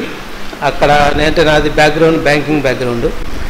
సో బ్యాంకులో ఉద్యోగం చేసామంటే అక్కడ మనకు ఉద్యోగాల అవకాశాలు తక్కువ ఉంటాయి, ఉండవు. దానికి కావాలంటే వర్క్ పర్మిట్ కావాలి, అక్కడ లోకల్గా పీపుల్ ఉంటారు కాబట్టి మనకు అవకాశం తక్కువ ఉంటుంది. సో అక్కడ అప్పుడు అవకాశాలు ఉన్నది అంటే కంప్యూటర్ ఫీల్డ్లో ఉద్యోగాలు. కంప్యూటర్ ఫీల్డ్ అంటే నేను ఆల్రెడీ 10 సంవత్సరాలు బ్యాంకులో ఉద్యోగం చేసిన తర్వాత మళ్ళీ నేను కంప్యూటర్ నేర్చుకోవాలంటే చాలా కష్టం. ఏంటంటే బ్యాంక్ ఉద్యోగం వచ్చి పొద్దున లా ప్రాక్టీస్ చేయి లాయర్గా అవ్వాలంటే ఎంత కష్టమో తెలుసు కదా మీకు. వృత్తి మారాలంటే చాలా కష్టం. సో సంవత్సరం పాటు కష్టపడి కోర్సులు నేర్చుకుని తేలికైన జాబ్ కంప్యూటర్లో ఏం చేయగలుగుతాయని కోర్సులు నేర్చుకుని స్వామి మీద భారం వేసి స్వామికి ఫోన్ చేస్తూ ఉండేవాడిని. అలా టైం పడుతుంది స్వామి 1 year 1.5 year అయిపోయింది అప్పుడే. కానీ ఊరిలో ఇక్కడే మనం వేరే చోట ఉండలేవు. కానీ అమెరికాలో దేశంలో మనం ఉద్యోగం లేకుండా ఉండాలంటే ఎంత కష్టమో మీకు అందరికీ తెలుసు. సో స్వామి ఆశీస్సులతోటి స్నేహితులు బంధువులతోటి అక్కడ కంటిన్యూ అయ్యాను 1 year. సో తర్వాత ఒక కొంచెం కాన్ఫిడెన్స్ వచ్చిన తర్వాత స్వామికి ఒక కంపెనీలో నీ పేపర్లు జాబ్ వేసా ప్రాసెస్ చేస్తామంటే అప్పుడు స్వామికి ఫోన్ చేసి స్వామి ఇలా అవకాశం వచ్చి స్వామి నేను పేపర్లు ఇస్తాను అంటే శుభం జరుగుతుంది ప్రొసీడ్ అవ్వండి అన్నారు. అంటే దీనికి ముందు ఒక విషయం చెప్పగలుగుతున్నాను. ఇలా జాబ్ గురించి ప్రయత్నం చేస్తున్నాను, స్వామికి ఫోన్ చేస్తున్నాను, స్వామి చెప్తున్నాను. ఒకరోజు ఏమైందంటే ఒకరోజు కళ వచ్చింది, దృశ్యం వచ్చిందండి. ఆ దృశ్యంలో మన బొజ్జతాతయ్య గారు నన్ను సమాజ చుట్టూ 3 సార్లు ప్రదర్శన చేయించి నా మెడలో దండ వేసి నీకు విజయం చేకూరుతుంది బాబు అని ఆశీర్వాదించారు. కరెక్ట్గా ఆశీర్వాదించిన బొజ్జతాతయ్య గారికి 2 వారాల్లో నేను స్వామితో ఆల్రెడీ మాట్లాడుతున్నాను కదా, స్వామి దగ్గర నుంచి ఒక ఉత్తరం వచ్చింది, మీకు త్వరలోనే ఉద్యోగం వస్తుంది, మీరు స్థిరపడగలరు, మహామంత్రం చేసుకుంటూ ఉండండి అని స్వామి స్వహస్తాలతో సంతకంతో ఒక ఉత్తరం వచ్చిందండి నాకు. సరిగ్గా ఉత్తరం వచ్చింది, ఈ దృశ్యం వచ్చింది, 4 రోజుల్లో నేను ఉద్యోగంలో జాయిన్ అయిపోయాను.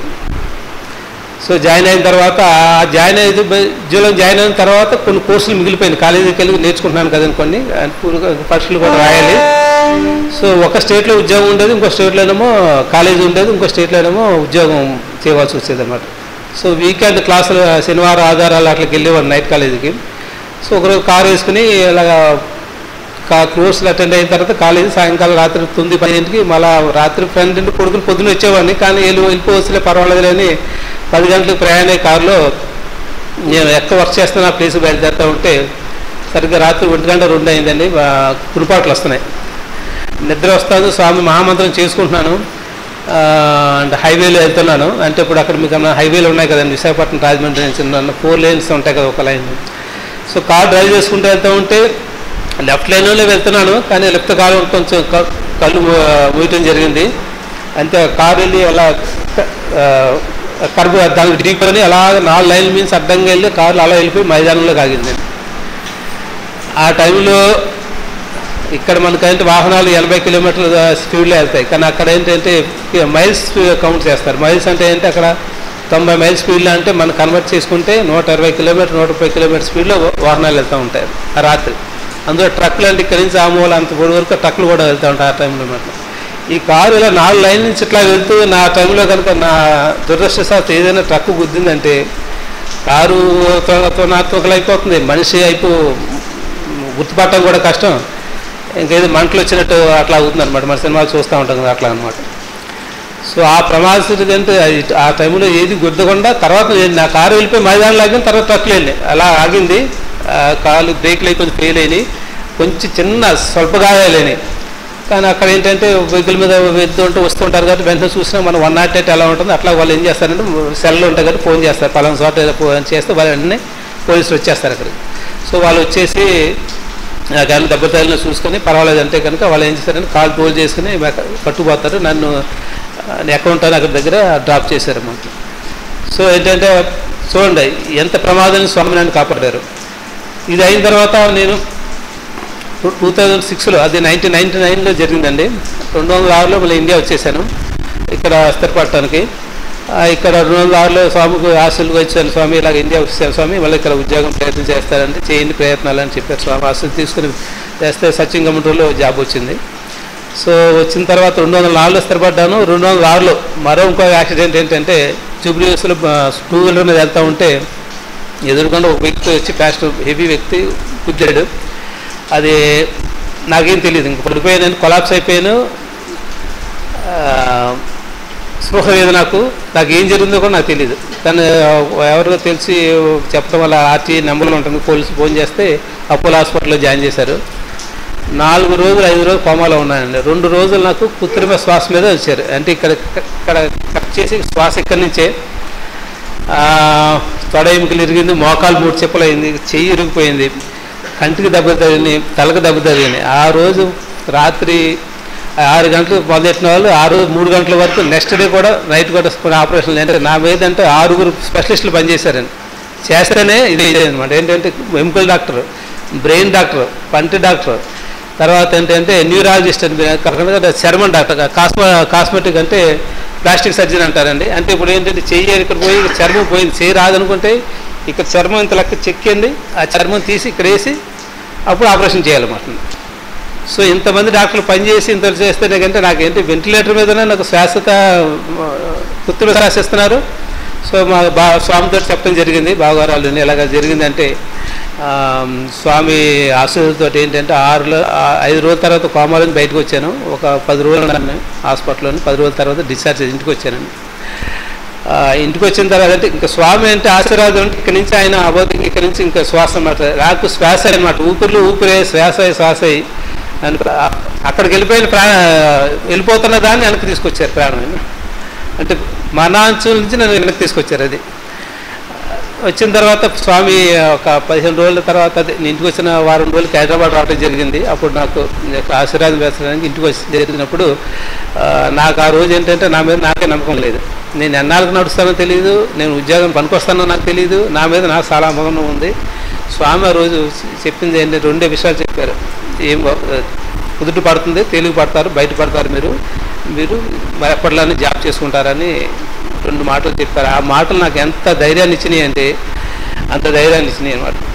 సో నార్మల్గా ఏంటి ఏదో ఇరిగితే 3 నెలలు ఇంట్లో ఉంటాను, తర్వాత పని చేసుకోవచ్చు అంటారు ఏదైనా ఇరుగు కలిస్తే. కానీ నాకు 6 నెలలు పట్టిందండి. 6 నెలల తర్వాత మళ్ళీ నేను ఉద్యోగంలో జాయిన్ అవుతాను లేదు, నాకు ఉద్యోగం ఉంటుందో లేదు, ఉద్యోగం ఉన్నా నేను మళ్ళీ స్థిరంగా కంప్యూటర్ జాబ్ చేయాలంటే ఆఫీస్లో 10 గంటలు ఉండాలి, 10 గంటలు మరి సీట్లో కూర్చోగలం లేదా, ఇవన్నీ అనమాట. సో ఆ రోజు స్వామి ఆశీర్వాదంతో పాటు విభూది ఇవన్నీ ఇచ్చారు. ఆ విభూది రోజు పొలాల్లో కలుపుకొని తీసుకుంటాం వల్ల ఇంక ఎక్కడికైనా అన్నీ సెట్ అయిపోయినాయి. మందులు అయినా కానీ నేను ఈరోజు ఇలా నిలబడి పని చేయకుండా నా మీద నమ్మకం ఉండేదండి. నేను తిరగన కాలు తిరిగి వస్తుందో లేదో, లేకపోతే పర్మనెంట్గా నేను ఏదైనా సహాయంతో నడవాలి ఏంటో కూడా నాకు తెలియదు ఆ పరిస్థితి అన్నమాట. సరే రికవర్ అవుతూ ఉండగా ఒకరోజు 4th మంత్ 5 మంత్ తర్వాత ఆరాధన పెట్టుకుందారు అనుకున్నారు. 2వ ఆదివారం పెట్టుకుంటాం హైదరాబాద్ అండి. ఇలా ఆరాధన పెట్టుకుందారు అనుకున్నప్పటికీ కొన్ని పరిస్థితుల వల్ల లేకపోతే అన్ని సమకూర్చుకొని స్టిల్ నేను వీల్ చైర్లోనే ఉన్నాను. అప్పుడు వీల్ చైర్లో ఉంటే అప్పుడు పెట్టుకుందారంటే పోస్ట్పోన్ చేసుకో 1 వీక్ పోస్ట్పోన్ చేసుకోవాల్సి వచ్చింది. ఆ టైం అది నెక్స్ట్ మంత్ చేసుకోవాల్సి వచ్చింది. తర్వాత సభ్యులందరూ చెప్పాము, కానీ ఆ రోజు నాకు చాలా బాధతోటి ఏనమాట, అయ్యో ఆరాధన పెట్టుకోలేకపోయా, నెక్స్ట్ మంత్ పెట్టుకుంటున్నాం అందరికీ చెప్పుకున్నామని. అప్పుడు ఏంటంటే వేరే వాళ్ళు చెప్పేటప్పుడు అక్కడ పెట్టుకుంటా ఉన్నారు, పర్వాలేదండి వాళ్ళందరూ అక్కడికి వెళ్తారు. ఆ రాత్రి వాళ్ళ పడుకునేప్పటికీ స్వామి దృష్టిలో వచ్చి మా ఇంటికి వచ్చి పందిర్లో ఉన్నప్పుడు మనం ఏంటి ఆరాధన పెట్టుకుంటే 4 సభ్యుల ఇంట్లో పిలుచుకుంటాం, అనుభవాలు చెప్పుకుంటాం, ప్రసాదం చేసుకుంటే ఇది చేసుకుంటాం కదండి, చక్కగా మనకు ఎంత ఆనందం ఉంటుంది అది. సో ఆ రోజు రాత్రి వచ్చి సభ్యుల దగ్గర ఉన్నట్టు అందరితోటి వచ్చి స్వామి చక్కగా పలహారం స్వీకరించి ఆశీర్వదించి వెళ్ళారు. సో నా లోపల నా బాధ ఎంత అర్థం చేసుకుని నాకు ఎంత ఆశీర్వదించింది, ఇంకా అంతకన్నా ఏముంటుంది చెప్పండి. అంటే మన సంకల్పం, మన బాధ ఎంత ఉంటుందో, ఆతృత ఎంత ఉంటుందో దానికంతా ఒకసారి అనిపిస్తుంది స్వామి ఆశీర్వాదం ఎంతో మిన్న అయినది అనమాట. డబ్బులు అనేది ఎంతగా లేదు, దాని నిర్వచనం లేదు దానికి. నిజంగా నాకు నేను ఇంత తప్పని స్వామి ఇంత ఆశీర్వాదం ఇచ్చారా అనిపిస్తుంది అన్నమాట. సో అది అయిపోయిన తర్వాత ఇంకా ఇక్కడ ఒకసారి దర్శనానికి వచ్చానండి. అప్పుడు స్టిక్ పట్టుకుని ప్రయాణం చేసి స్వామి దర్శనానికి వచ్చాను. ఇక్కడికి వచ్చిన తర్వాత ఎట్లా ఉందండి రామరాజు గారు అని అడిగితే, బాగున్నాను స్వామి, మీ దయ వల్ల ఇంకా ఆఫీస్ కూడా వెళ్తున్నానండి చెప్పిన తర్వాత, ఎలాగంటే అంత బాధ అప్పుడప్పుడు నిద్ర కొంచెం డిస్టర్బ్గా ఉంటుంది. అంటే నా గురించి, నా యాక్సిడెంట్ గురించి నేను ఎలా సఫర్ అయ్యాను, హాస్పిటల్ అయ్యాను మా వాళ్ళు చెబుతుంటే నాకు భయం వేసేది. అంటే నాకేం తెలియదు, కోమాలో ఉన్నాను కాబట్టి నాకు ఏమీ తెలియదు. ఎలా అంటే అప్పుడు స్వామి నాకు 2 వివిధ ప్యాకెట్లు ఇచ్చారండి. ఇది బాబు వెళ్ళే రాత్రి పెట్టుకో, ఇంకో 2 ప్యాకెట్లు ఇచ్చి అవి ఏం చేయాలి బయటకు వెళ్ళినప్పుడు ఇప్పుడు పెట్టుకోండి. 206లో నాకు ఇచ్చిన 2 వివిధ ప్యాకెట్లు అండి. బయటకు వెళ్ళినప్పుడు పెట్టుకోమన్న వివిధ ప్యాకెట్లు 3 సంవత్సరాలు ఒక డబ్బాలో పెట్టుకుని 3 సంవత్సరాలు ప్రతిరోజు 365 రోజులు ఏ ఒక్క రోజు కూడా మర్చిపోలేదు. సంవత్సరం 365 రోజులు ఉంటే 5 రోజులు మర్చిపోయి ఉండొచ్చు. 2 వివిధ ప్యాకెట్లు 3 సంవత్సరాలు నేను ఏ రోజు ఒక్క రోజు ఇక్కడ పెట్టుకోకుండా వెళ్ళలేదు. ఒక తప్పుదారి పొరపాటును పెట్టుకోలేదంటే మా అమ్మ వివిధ పెట్టుకున్నా బాబు అంటే బయలుదేరి వెనక్కి వచ్చి పెట్టుకుని వెళ్ళేవాడు అనమాట. సో స్వామి విభూతిలో అంత మహత్యం ఉందండి. చెప్తున్నాను, ఒకసారి స్వామి కూడా చెప్పారు విభూతి మహత్యం అంటే 2 విభూతి ప్యాకెట్లు నేను 1000 రోజులు బాగా అంటే 3 సంవత్సరాలు దాదాపుగా నేను దాన్ని ఒక్క రేణు కూడా అంటే ఏంటి జాగ్రత్తగా మళ్ళీ సెపరేట్గా పెట్టుకుని ఒక్క రేణు అన్నా పెట్టుకున్నామండి. అయిపోతుంది అనుకుంటే ఇంకా తగ్గించి పెట్టుకున్నామన్నమాట. ఆ విభూతి అంత మహత్యం ఉంటుంది అన్నమాట. అంతేకాదు ప్రతి సభ్యులు అంటే ఎవరైనా సరే బయటకు వెళ్తున్నప్పుడు తప్పనిసరి విభూతి పెట్టుకుని వెళ్ళండి. ప్రయాణం చేసినప్పుడు కానీ, లేకపోతే ఇంకోటి కానీ, పని మీద వెళ్ళినప్పుడు కానీ, లేకపోతే హాస్పిటల్ కానీ ఇంకోటి వెళ్ళమండి. అంత మహత్యం ఉందండి విభూతిలో స్వామి అసలు. తర్వాత చెప్పాలంటే సంకల్పం, విశ్వాసం అండి. స్వామి ఏంటంటే ఇప్పుడు మనకి ఇప్పుడు హైదరాబాద్లో అంటే ఇది నా పర్సనల్ యాక్సిడెంట్, పర్సనల్ ఎట్లా ఇది వచ్చిందని. తర్వాత 2009లో ఏమైందంటే ఇంకో ఇది ఏంటంటే ఇంకో కష్టం ఏంటంటే మహేంద్ర సత్యం కంప్యూటర్స్లో గొడవలేని తర్వాత కొన్ని కంపెనీ ఇవ్వటం వల్ల బ్యాంకు అదే లాభాలు లేదంటే గవర్నమెంట్ టేక్అవుట్ చేసుకుని తర్వాత కొన్ని ఉద్యోగస్తులు ఎక్కువ ఉన్నారని 30,000 కంతా 45,000 ఉన్నారని ప్రాజెక్టులు ఇవ్వాలని వేరే వాళ్ళు టేక్అవుట్ చేసినప్పుడు కొంతమంది 15,000 20,000 10,000 మంది తీసేస్తున్నారు. కానీ ఆ టైంలో ఎవరైతే ప్రాజెక్టులో పనిచేస్తున్నారో వాళ్ళు వస్తున్నారు. అంతకుముందు 1 మంత్ బెంచ్లో ఉన్న వాళ్ళు వాళ్ళని కూడా తీసేయడానికి లిస్ట్ పేపేసారు. 7,000 మంది 8,000 మంది తీసేయడానికి నిర్ణయించుకున్నారు. ఎందుకంటే పూర్తిగా అన్ని కంటిన్యూస్ వర్క్ ఉండదండి. సంవత్సరానికి 12 మాసాలు ఉంటే 10 నెలలు ప్రాజెక్టులో పనిచేస్తాం, 1 నెల మళ్ళీ ఖాళీ వస్తుంది, మళ్ళీ ఇంకో ప్రాజెక్ట్కి వెళ్తూ ఉంటాయి. ఆ గ్యాప్లో వచ్చిన వాళ్ళు కూడా తీసేద్దారని రెడీ అయిపోయారండి. ఆ 8,000 10,000 మంది తీసేద్దారంటే ఆ లిస్టులో కూడా పేరు వచ్చేసింది. పేరు వస్తుందంటే ఏంటంటే తీసేయటం కాదు, 3 నెలల అవకాశం టైం ఇస్తున్నారండి. అందులో ఏం చేస్తారంటే 1/4 శాలరీ పే చేస్తా, మన గాల్లో పెట్టాడు మాట. నాకు కానీ ప్రాజెక్టులు వస్తే వెనక్కి తీసుకుంటాను, లేదంటే 3 నెలల తర్వాత మీకు సెటిల్ చేస్తాను అన్నమాట. సరే స్వామి వచ్చానండి ఆ రోజు. అంటే స్వామి మనసు ఎంత ఇలా చెప్తారు అనుకుంటున్నాను. స్వామి ఏంటంటే ఇక్కడ ఉంచుంటే అక్కడ స్వామి ఇక్కడ ఉండి రామరాజు గారు చెప్పదలుచుకున్నారా అన్నారు. చూడండి స్వామి గ్రహింపు ఎలా ఉంటుందండి. ఇది స్వామి ఇలా చెప్పానండి. సర్లేండి బాగానే ఉంటుంది, వస్తాయిలేని ప్రాజెక్టులు మీరు మళ్ళీ సెటిల్ అవుతారు. కరెక్ట్గా వెళ్ళాను. 1 మంత్లోనే 3 నెలలు టైం ఇచ్చాడు మాకు. బట్ 1 మంత్లోనే ఒక ప్రాజెక్ట్ వచ్చి సెటిల్ అయ్యింది. మళ్ళా జాబ్ భద్రత కూడా అలా ఉంది. ఇవన్నీ చెప్తున్నాను. ఇంకొక అనుభవం చెప్తున్నానండి. నేను స్వామి హైదరాబాద్లో నన్ను పరామర్శించడానికి ఆశీర్వదించడానికి వచ్చినప్పుడు మా బావగారితో దారిలో ఏమన్నారంటే రామరాజు గారికి 2 యాక్సిడెంట్ అని చెప్పారు. హైదరాబాద్లో జరిగిందండి. అంటే అంతకుముందు అమెరికాలో జరిగిన యాక్సిడెంట్ స్వామికి చెప్పలేదు, మా చుట్టాలకి చెప్పలేదండి. అంటే ఎంత అంటే ఆయన దృష్టిలో అంటే అన్నీ ఉంటాయన్నమాట. ఆయనకి అంతా సర్వం తెలుసు స్వామికి. అప్పుడు నేను చెప్తున్నప్పుడు అనేక ఇంకా వేరే కొన్ని సమస్యలు కూడా చాలా వచ్చినాయి. కానీ ఏది చెప్పేవాడు కదా, చెప్పేవాడు స్వామి అందరినీ నీకు తెలుసుగా సర్వంతరామి, నీకు తెలియదు ఏదన్నా నమ్మకం నాకు ఉండేది ఆ రోజు. ఇంకా తర్వాత ఈ ప్రశ్నలకి కాకపోతే కనుక ఇంకా స్వామి విశేషాలు మనకు ప్రతి గురువారం చూస్తున్నాను. ఏ మధ్యాహ్నం కట్ట అవకాశం జరిగినప్పుడు కంప్యూటర్లో పరోక్షంగా వీక్షించదు కాబట్టి ఆయన చెప్పే విషయాలు మానవాళి గురించి ఎన్ని చెప్తున్నా మొన్న ఒకసారి 2 వారాల క్రితం చెప్పారు పంచభూతాల గురించి, ప్రకృతి ఏంది మన బాధ్యత గురించి చెప్పారు, పర్యావరణం గురించి, తర్వాత నీటి ఏంది గురించి మన బాధ్యత ఎలా నిర్వహించాలి ఏంటంటే.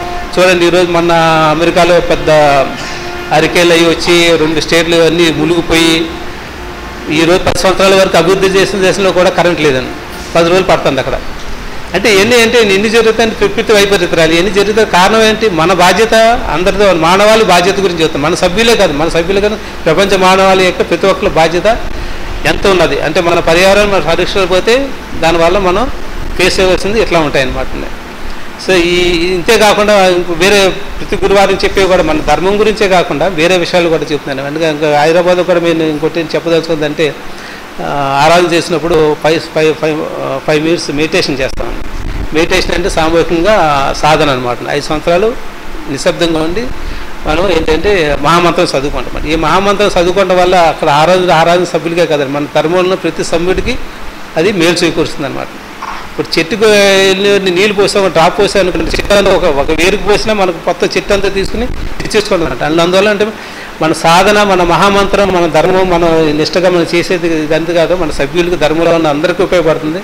చిన్న ఎగ్జాంపుల్ చూస్తాను. మనకి ఏదైనా మన చుట్టాలకు సభ్యుల్లో కాకపోయినా ఎవరు మనకు వాళ్ళ ధర్మంలో లేకపోయినా పలానా యాక్సిడెంట్ జరిగింది, పలానా ఒంట్లో బాగోలేదని, లేకపోతే మన సభ్యులకి పలానా బాగోలేదంటే కనుక మన చుట్టాలందరూ ఫోన్ చేసి ఏం చెప్తామంటే మేము చెప్పుకునేది కూడా మా కుటుంబ సభ్యులు కూడా స్వామి మహామంత్రం చేసుకోమని చెప్తాం. రికవర్ అవ్వాలని, లేకపోతే కష్టం గట్టెక్కాలని ఇన్ని చేసుకుంటున్నామండి. అంటే ఆ మహామంత్రంలో అంత పవర్ ఉందన్నమాట.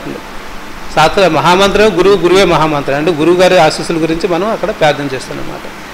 సో అదొకటి చెప్పదలుచుకుంది. ఇంకా మానవాళి ఇంకా అన్నిటికంటే ముఖ్య కష్టాలు అనేది ప్రతి ఒక్కరికి వస్తాయి.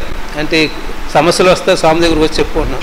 కానీ ఆ సమస్యలు కష్టాలు అనేవి పర్మనెంట్గా మనతో ఉంటాయంటే ఆల్వేస్ ఉంటాయి. 1 సంవత్సరం ఉంటాయి, 2 సంవత్సరం 3 సంవత్సరం అవి మనమే ఉంటాయి. ఈ కష్టాలు అనేవి ఒక్కొక్క సంవత్సరం అల్టిమేట్గా ఒక లీడ్ ఎక్కడికి తీసుకెళ్తాయంటే ఏదో ఒక సొల్యూషన్ ఉంటుంది, బయటపడతాం, సుఖాంతం జరుగుతుందండి. సో వీటన్నిటి మనకి ఏంటంటే సహనం, ఓర్పు అనేది చాలా ఇంపార్టెంట్ అండి. ఈ సహనం అంటే ముందు అన్నిటికన్నా ముఖ్యమైనది అంటే స్వామి విశ్వాసమే నీకు శ్రీరామ రక్ష, అంతకన్నా మించింది ఏం లేదు. ఆ విశ్వాసంతో పాటు ఓర్పు సహనం అనేది ఉంటే కనుక నాకేంటంటే నాకు అదే అనిపిస్తుంది. నాకు ఆ సహనం ఓర్పు స్వామిని మహామంత్రం చేసి ఉండకపోతే కనుక ఆ రోజు ఎప్పుడో నేను వెనక్కి వచ్చే సెటిల్ అయ్యేవాడిని పోతే అమెరికాలో వెనక్కి వచ్చేసేవాడిని. వెనక్కి వచ్చేసిన తర్వాత నేను ఉద్యోగం రిజైన్ చేశాను. నా పరిస్థితి ఏంటి? నిలబడ్డాను. ఎందుకు? స్వామి అందే నమ్మకం ఉంది. స్వామి ధర్మంలో ఉండాలి చెప్తాను. ధర్మంలో ఉండాలి ఎవరికైనా సరే ఎప్పుడైనా సరే ఈ మహామంత్రం ఈ విశ్వవిజ్ఞాన విద్యార్థి పీఠం ధర్మం శ్రీరామ రక్ష చెప్తాను. మనం అనుకుంటే ఈరోజు కొత్తగా సభ్యులు రావచ్చు, 10 మంది అనుభవాలు పూర్వీకులు ఉంటారు. కానీ నా వరకు ఇన్ని కష్టాలు అనుభవించాను, ఇన్ని తీసుకున్నాను, ఎంత చేస్తున్నా సరే నాకు అన్ని కష్టాలు తలుచుకుంటే ఈరోజు తీసుకుంటే కనుక నాకు చాలా తృప్తి కలుగుతుంది. ఎంత అంటే ఆ తృప్తి అనేది ఒకటి ఇంపార్టెంట్ అండి. తృప్తి లేని మనిషి లేదు. అంటే మనకంటే ఎక్కువ ఉండవచ్చు, మనకు తక్కువ ఉన్నట్టు అది కాదండి. మనకేంటంటే మనం మనకంటే తక్కువ ఉన్నవాడు చూసి మనం ఏదనుకుంటాం, మనకన్నా ఎక్కువ మనం ఇష్టపడదు. కానీ మనం తక్కువ ఉన్నప్పుడు మనం తృప్తి పడుతున్నామా?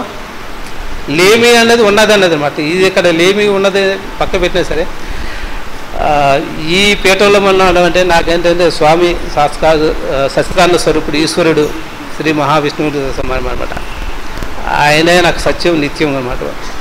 ఇందులో మటుకు చెప్తాను ప్రతి ఒక్క సభ్యులు కూడా సమస్యలు వచ్చినా ఇంకోటి వచ్చినా ముఖ్యంగా అన్ని ముఖ్యంగా మా స్వామి విశ్వాసము భక్తి మరియు విశ్వాసం, దాంతోపాటు ఓర్పు సహనం అనేది ఉంటే కనుక స్వామి దారి చూపిస్తాడు. స్వామి సుఖాన్ని చేస్తారు. అందరికీ వస్తుంది. ఈ అవకాశం ఇచ్చినంత సభ్యులకి స్వామికి అందరికీ కృతజ్ఞతలు తెలియజేస్తాను.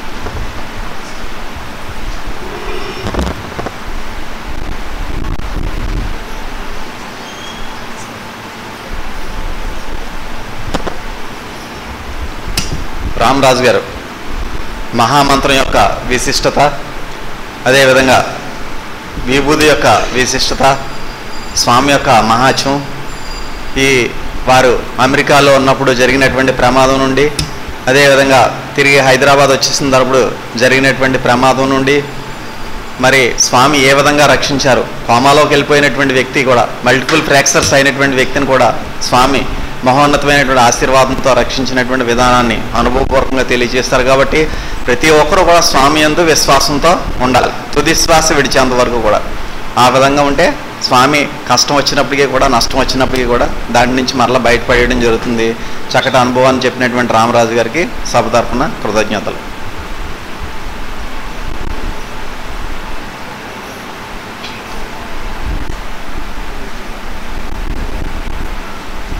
స్వామి యొక్క ప్రసంగాన్ని అందరూ కూడా అత్యంత భక్తి శ్రద్ధలతో వినాల్సిందిగా మనవి. సెల్ ఫోన్స్ దయచేసి ఆలస్యంగా వచ్చిన వారు కూడా స్విచ్ ఆఫ్ చేసుకోవాలి.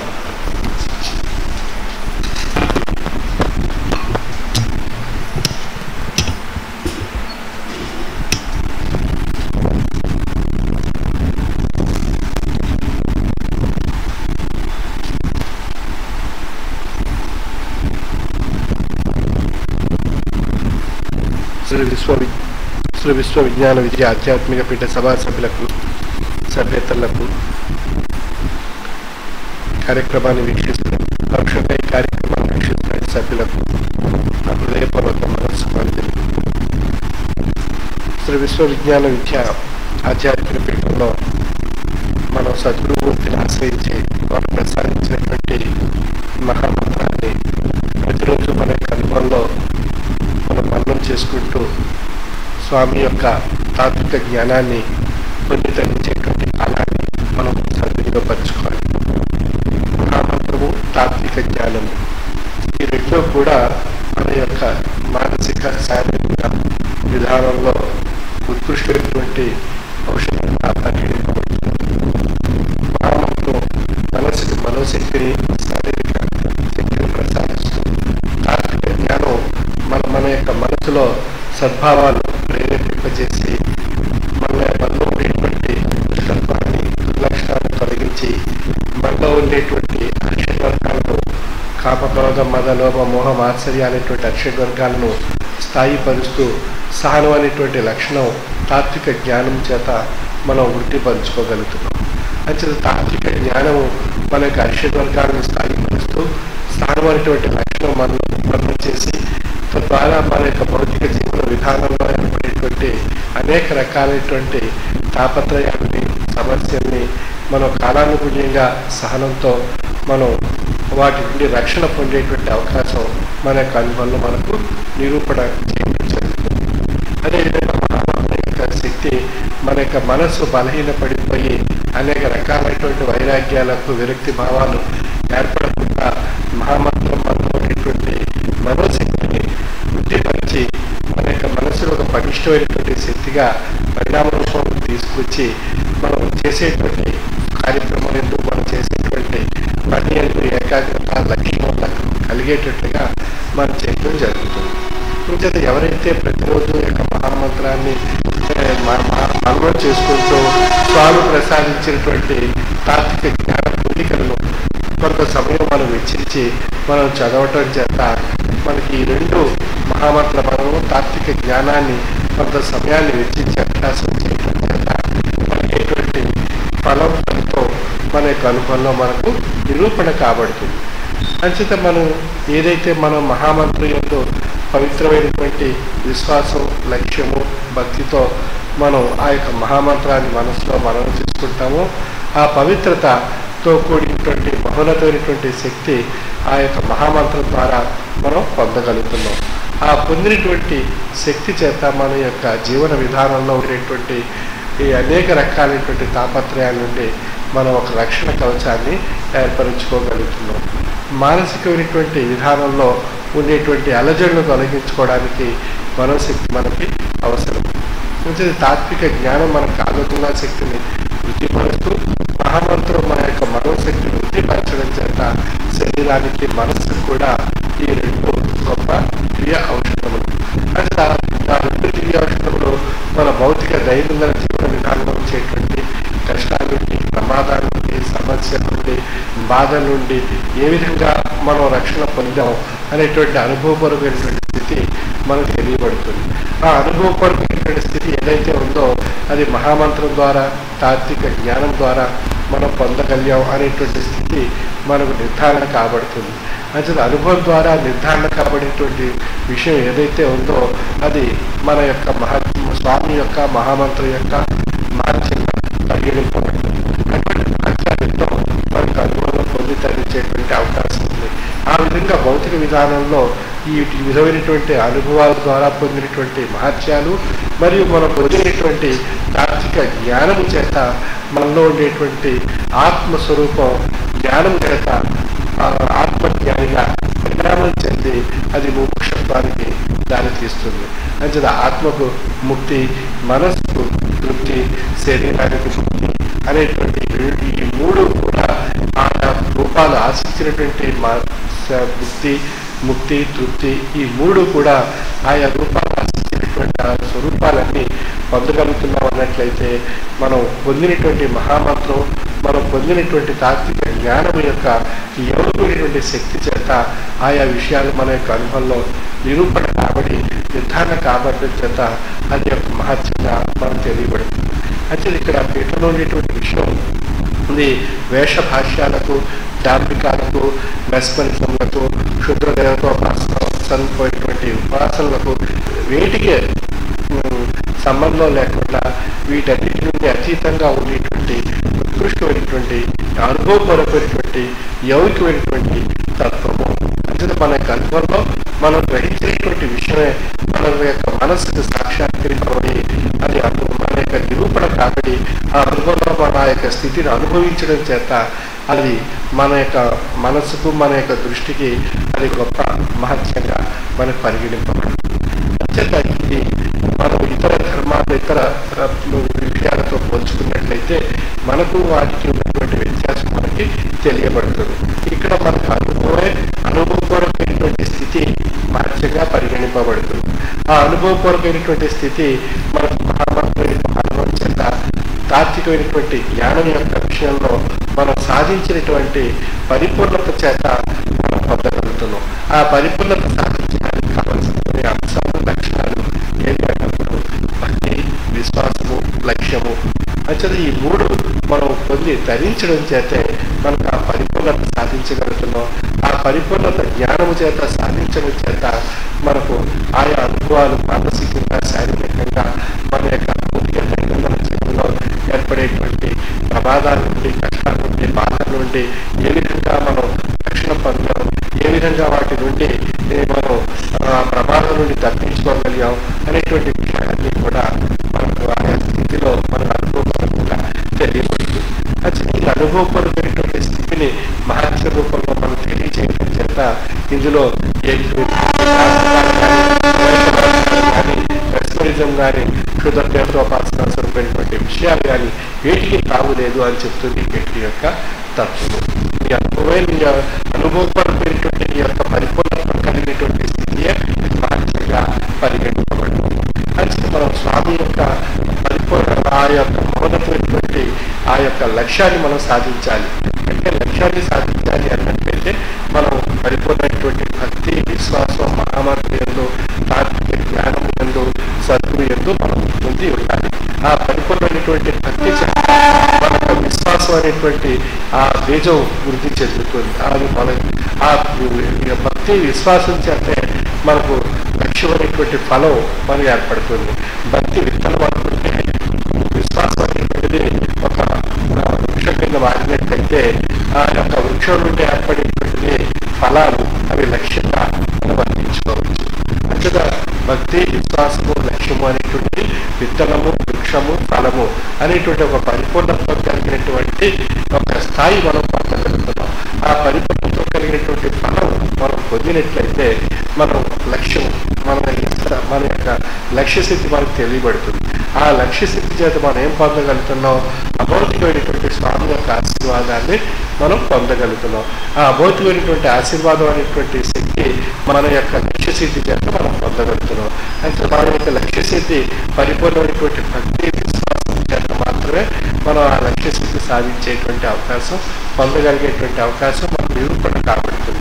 ఆ విధంగా మనం లక్ష్య స్థితి ఎంత బలీయంగా ఉంటే మన యొక్క విశ్వాసం, మన యొక్క స్వామి యొక్క అభౌతికమైనటువంటి ఆశీర్వాదం అంత బలీయంగా మనం పొందేటువంటి అవకాశం మన యొక్క అనుభవంలో మనకు నిరూపణ కాబడుతుంది.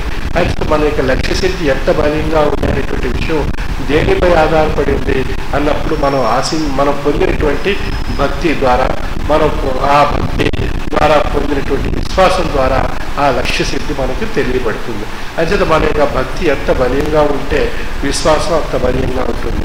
ఆ భక్తి, విశ్వాసం ఎంత బలీయంగా ఉంటే అంత బలీయమైనటువంటి లక్ష్య సిద్ధి మనం పొందగలుగుతున్నాం. అంత బలీయమైనటువంటి లక్ష్య సిద్ధి మనం సాధించినప్పుడు మనం ఆ యొక్క స్వామి యొక్క అభౌతికమైనటువంటి ఆశీర్వాద రూపమైనటువంటి శక్తి మనం పొందేటువంటి అవకాశం మన యొక్క అనుభవంలో మనకు నిరూపణ కాబడుతుంది. ఉదాహరణకి ఈ యొక్క విషయాన్ని చిన్న విశ్లేషణ రూపంలో మనం అనుభవించినట్లయితే రేడియో కేంద్రం నుండి, ఉదాహరణకు టీవీ కేంద్రం నుండి వెలువడేటువంటి ఆ తరంగాలను మన టీవీపై మనకు యాంటీనా ద్వారా, రిసీవర్ ద్వారా మనకు ఆ ఛాయాచిత్రం మన టీవీలో కనిపిస్తుంది. మన యొక్క యాంటీనా కానీ రిసీవర్ కానీ వీక్గా ఉన్నట్లయితే సరిగా ఆ యొక్క తరంగాలను రిసీవ్ చేసుకునేటువంటి గ్రహించేటువంటి శక్తి ఆ రిసీవర్ కానీ ఆ యాంటీనా కానీ లేకపోయినట్లయితే ఆ కేంద్రం నుండి వెలువడేటువంటి ఆ టీవీ తరంగాలు మనకు టీవీ దగ్గర ఉన్నటువంటి రిసీవర్ కానీ యాంటీనా కానీ అది ఆ యొక్క తరంగాన్ని సరిగా గ్రహించలేకపోతే మనకు ఆ టీవీపై ఏర్పడేటువంటి ఆ ఛాయాచిత్రం అది స్పష్టంగా కనిపించదు. అది మసకగా ఉంటుంది. మరి అంటే ఆ యొక్క మసక ఎందుకు ఏర్పడింది? ఆ రిసీవర్ కానీ ఆ టీవీ యాంటీనా కానీ అది ఆ యొక్క టీవీకి ఏర్పడినటువంటి వెలువడేటువంటి ఆ తరంగాల్ని సరిగా గ్రహించలేకపోయింది. అందువల్ల అది ఛాయాచిత్రం అది మసకగా సరిగా పూర్తి స్థాయిలో ఆ ఛాయాచిత్రం మనం చూడలేకపోవడం జరుగుతుంది. అంటే కారణం ఏంటి? రిసీవర్ అనేటువంటిది ఒక లక్ష్య స్థితి అనేటువంటి ఒక రిసీవర్ కింద ఆలోచించినట్లయితే టీవీ కేంద్రం అనేటువంటిది స్వామి యొక్క అద్భుతమైనటువంటి ఆశీర్వాదం నుండి వెలువడేటువంటి ఆ తరంగాలు ఈ మనలో ఉండేటువంటి లక్ష్యము అనే లక్ష్య స్థితి అనేటువంటి రిసీవర్ అది రిసీవ్ చేసుకోవడం వల్ల గ్రహించలేకపోవడం చేత మనలో మనలో ఉండేటువంటి ఆ స్వామి యొక్క ఛాయాచిత్రం మనపై పరిస్థితింపబడటం లేదు. అందువల్ల మన అద్భుతమైనటువంటి అద్భుతమైనటువంటి ఆశీర్వాదాన్ని మనం తగినటువంటి స్థాయిలో పొందలేకపోయినట్లయితే కారణం మన యొక్క రిసీవర్ అంటే మన యొక్క లక్ష్య స్థితి బలహీనంగా ఉండడం చేత ఆ యొక్క తరంగాన్ని మనం గ్రహించలేకపోవడం, ఆ యొక్క ఆశీర్వాదం అనేటువంటి తరంగాన్ని మనం గ్రహించలేకపోవడం జరిగింది. అంటే మనం స్వామి యొక్క తరంగాలు మనం గ్రహించాలి, ఆశీర్వాదం అనేటువంటి తరంగాలు నిరంతరం మన యొక్క రిసీవర్ అనేటువంటి లక్ష్యం గ్రహించాలి అన్నట్లయితే మనం ఎప్పుడు కూడా మన రిసీవర్ని ఒక బలమైనటువంటి స్థితిగా మనం మార్చుకోవాలి, శక్తిగా మార్చుకోవాలి అన్నట్లయితే భక్తి విశ్వాసం అనేటువంటి ధ్యానం చేత ఆ యొక్క లక్ష్యం అనేటువంటి రిసీవర్ని మనం బలీయంగా మార్పు చేసుకోగలిగినట్లయితే అప్పుడు స్వామి యొక్క అమోదించినటువంటి ఆశీర్వాదం అనేటువంటి ఆ తరంగాలు ఆ యొక్క టీవీ అనేటువంటి ఆ స్వామి యొక్క స్థాయి నుండి మనలో వెలువడి మన యొక్క లక్ష్యం అనేటువంటి రిసీవర్ ద్వారా మనకు ఆ యొక్క శక్తిని మనం ప్రసరింపజేసి మనకు ఆశీర్వాద రూపంలో ఆ ఉన్నటువంటి తాపత్రం నుండి ఆ కష్టం నుండి ఆ బాధ నుండి ఆ సమస్య నుండి మనం తొలగించడం చేత మనకు కలిగినటువంటి అనుభూతి అప్పుడు మనకి ఆ లిప్తకాలంలో ఆ సమయంలో ఆ క్షణంలో మన యొక్క మనస్సుకి అక్కడ ఉన్నటువంటి పరిస్థితులను ఏ విధంగా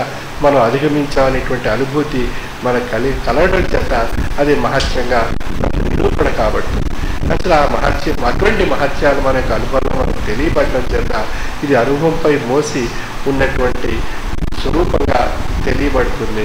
అయితే భౌతికంగా ఉండేటువంటి అదే అనేక రకాల అనేక ధర్మాల్లో ఉన్నటువంటి విషయాల్లో ఉండేటువంటి అంశాలకు అతీతంగా మన యొక్క అనుభవంలో మనకు నిరూపణ చేయడం జరుగుతుంది. అయితే అమెరికాలకు వేషభాష్యాలకు మెస్మరిజంలకు కనిపెట్టు విద్యలకు అతీతంగా ఉండేటువంటి తత్వము, అతీతంగా ఉండేటువంటి విషయము, నీ యొక్క అనుభవమే నీ యొక్క మహత్యంగా పరిగణింపబడేటువంటి స్థితి తెలియజేసేటువంటి తత్వస్వరూపము అది మహత్యంగా మనకు నిరూపణ కాబడడానికి కారణభూతమైనటువంటి శక్తి మహామంత్ర యొక్క బలీయమైనటువంటి శక్తి, తాత్విక జ్ఞానస్వరూపమైనటువంటి శక్తి, ఈ రెండు మనలో పరిపూర్ణంగా ఉండడం చేత మనం ఆ యొక్క చక్కని అనుభూతిని మనం పొందడం జరుగుతుంది. ఇందాక మన సోదరులు చెప్పినటువంటి విషయాన్ని విశ్లేషించుకున్నట్లయితే మరి స్వామి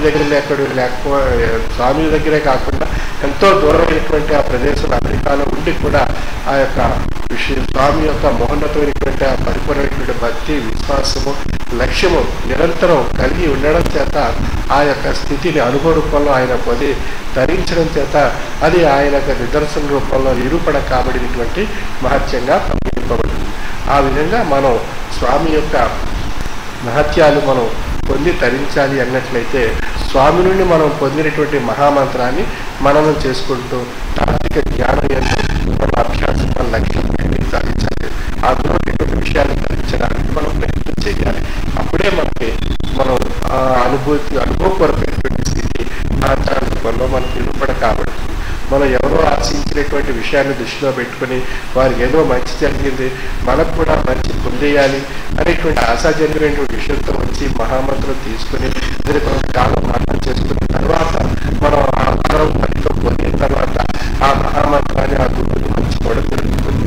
ఆ విధంగా మన మహామంత్రం ఆ తాత్విక జ్ఞానాన్ని మర్చిపోవడం చేత కాలవనేటువంటి విషయంలో ఏదో ఒక రూపంలో మనకి ఈ ప్రమాదమో భ్రాంతో కాలమో అనేక రకాలైనటువంటి ఆ సమస్యలు తాపత్రయాలు కష్టాలు బాధలు ఏర్పడి మళ్ళీ ఈ యొక్క మహామంత్రాలు మనం చేసుకో ఈ యొక్క గురుస్థానాన్ని చెప్పి కాలం మళ్ళీ అక్కడ ప్రయాణం చేయడానికి ప్రయత్నం చేయిస్తుంది. ఆ ప్రయాణం చేసేటువంటి ప్రయాణంలో అనేక అవరోధాలు పెట్టి మనం పరీక్షించడం జరుగుతుంది.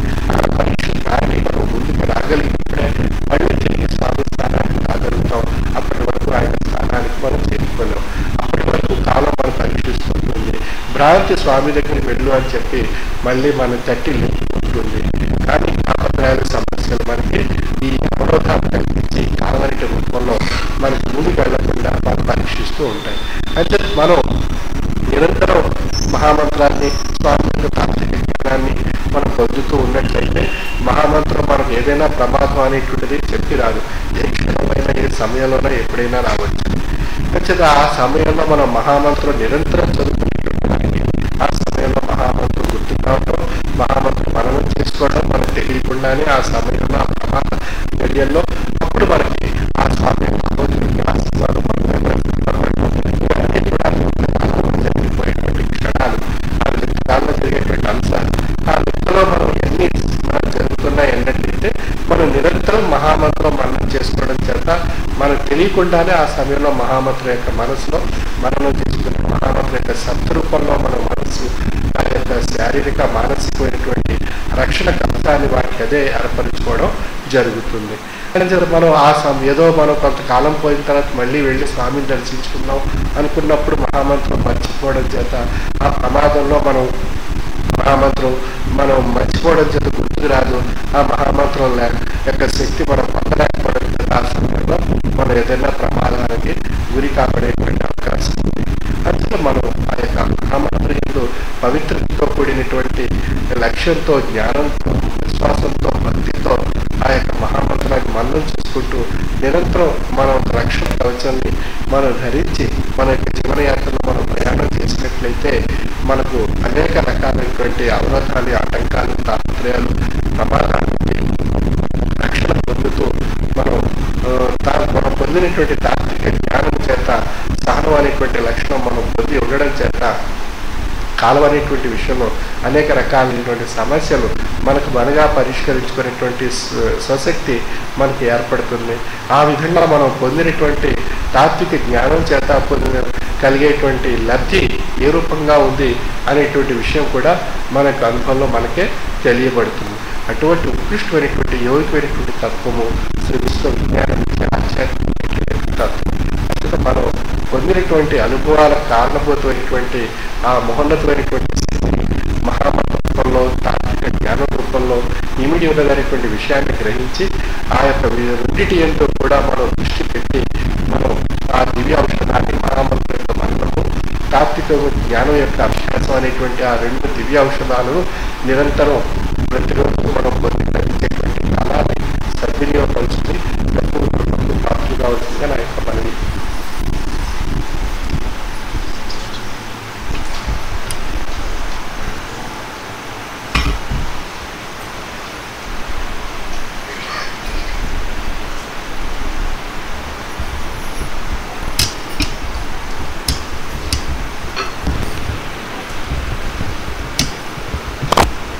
స్వామి యొక్క మహోపన్యాసం మనందరినీ కూడా మహామంత్రం మననం చేసుకోమని చెప్పి, అదేవిధంగా ఆధ్యాత్మిక తాత్విక జ్ఞానాన్ని అభ్యసించడం ద్వారాను, మహామంత్రాన్ని మననం చేసుకోవడం ద్వారాను కూడా మనలో మహోన్నతమైనటువంటి లక్ష్యం ఏర్పడుతుంది. ఆ లక్ష్యం ద్వారా మనకి దైనందిన జీవితంలో ఎదురయ్యేటువంటి అనేక ఆపదలు, కష్టాలు, బాధల నుండి కూడా మనం రక్షింపబడమే కాకుండా మనకి ఆ మహోన్నతమైనటువంటి ఆ స్థానం, ఆ విరాట్ రూపానికి చేరేటటువంటి శక్తిని కూడా ప్రసాదిస్తుందని చెప్తున్నారు స్వామి. దానికి మహోన్నతమైన ఆధ్యాత్మిక తాత్విక జ్ఞాన మార్గాన్ని మనకు అందజేసేటటువంటి మాసపత్రికని మనం క్రమం తప్పకుండా చదువుకోవాలి ఈ ఆధ్యాత్మిక తాత్విక జ్ఞానం కోసం. అంచేత ఆ మాసపత్రికను మనం తుది శ్వాస విడిచేంత వరకు కూడా పొందాలి. ఇంకా పొందనటువంటి వారు ఎవరైనా ఉన్నట్లయితే రేఖా అప్పలరాజు గారిని తత్వజ్ఞానం కార్యాలయంలో కలిసి ఆ మాసపత్రికను పొందవలసిందిగా మనవి. అదేవిధంగా మనకి కార్తీక మాసం వస్తుందండి. మరి కార్తీక మాసంలో స్వామి యొక్క పర్యటన అంతా కూడా తత్వజ్ఞానం మాసపత్రికలో ఇచ్చారు.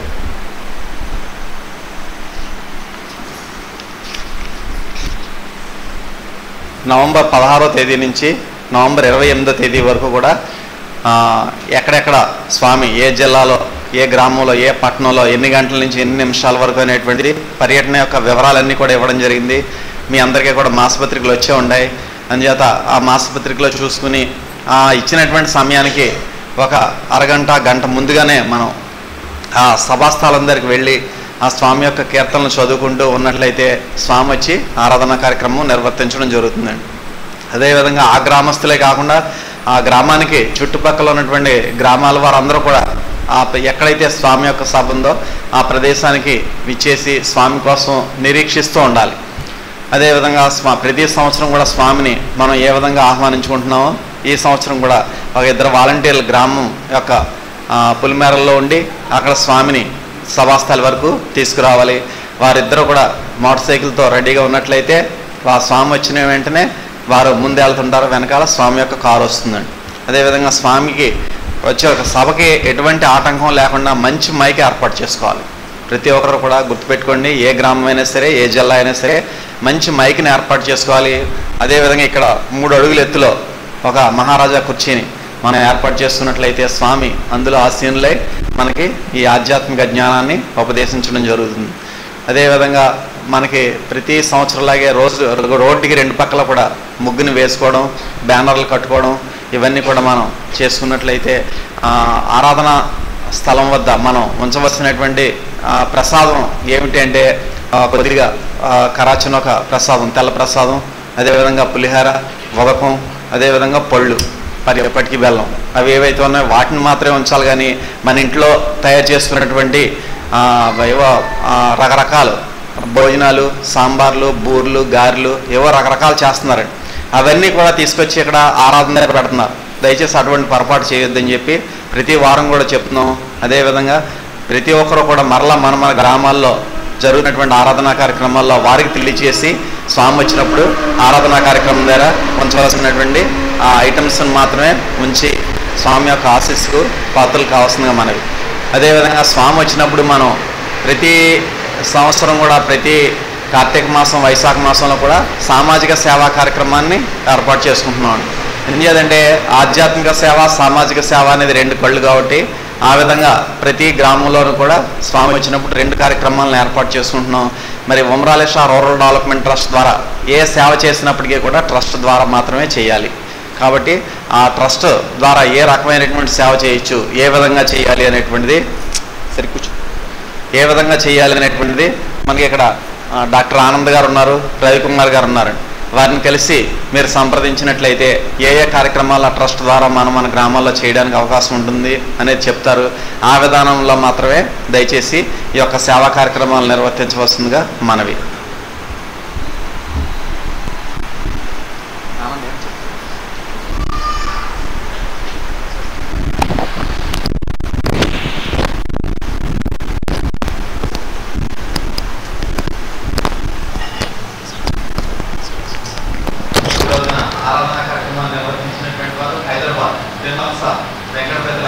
విష్ణు గారి జ్ఞాపకార్థం వారి కుటుంబ సభ్యుల ఆరాధన.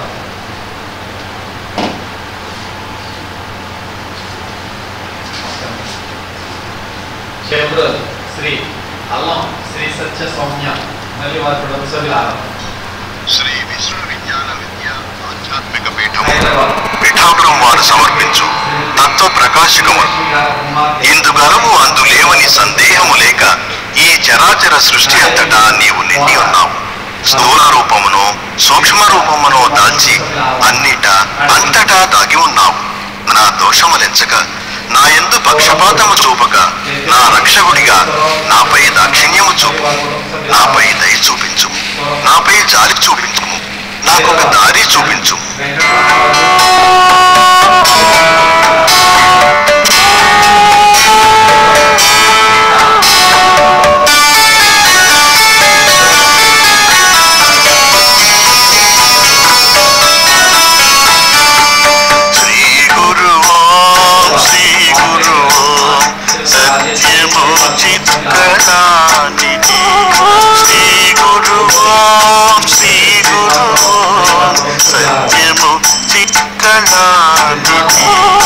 ధరణి చరాచర స్థూల సూక్ష్మ పంచూర శరీర శ్రీ శ్రీ ధరణి చరాచర స్థూల సూక్ష్మ పంచూర శరీర శ్రీ శ్రీ గురు శ్రీ గురు శ్రీ గురు సత్యము చిత్కళానిధి.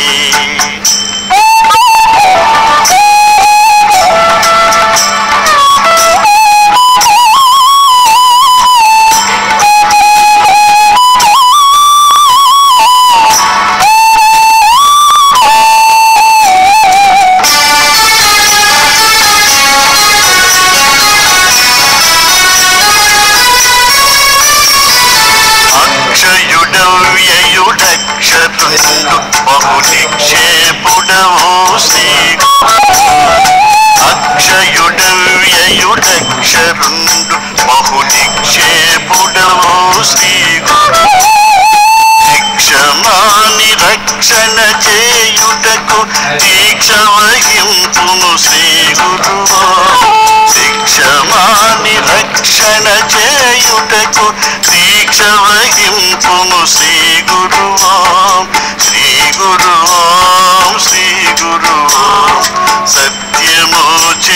కళానిధి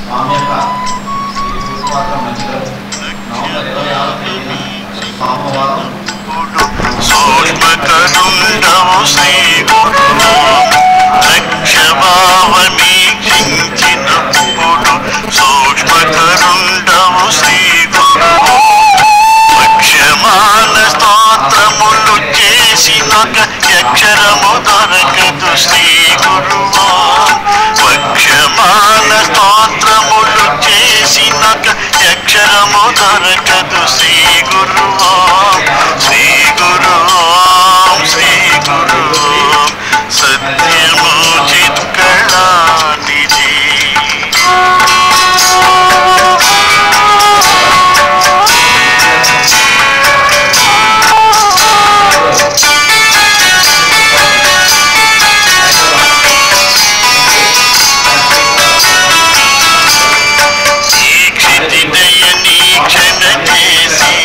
సుభిక్షము సంగిన శ్రీ గురు దీక్షితి దయ నీక్షణ చేసి సుభిక్షము సంగిన శ్రీ గురు పక్షపాతమీటికి రక్షకుడవు దాచిన్యనిధి శ్రీ గురువా పక్షపాతమీటికి రక్షకుడవు దాచిన్యనిధి శ్రీ గురువా శ్రీ గురు శ్రీ గురు సత్యము చిత్కళానిధి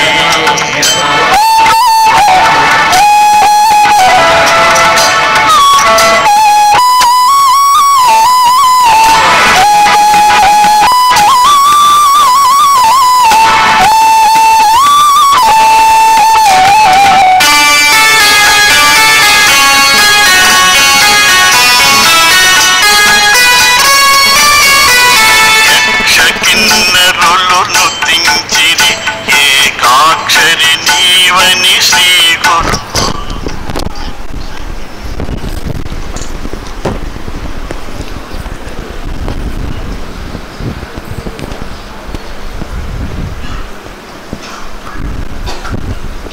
హారతి జయ జయ హారతి శ్రీ గురుదేవా హారతి జయ జయ హారతి దైకనము స్వామి హారతి జయ జయ హారతి నే రాజానములనే పేరు పేరున గోచి నే రాజానములనే పేరు పేరున గోచి ఆరాధించు భక్తి రర్పించు కర్పూరారతి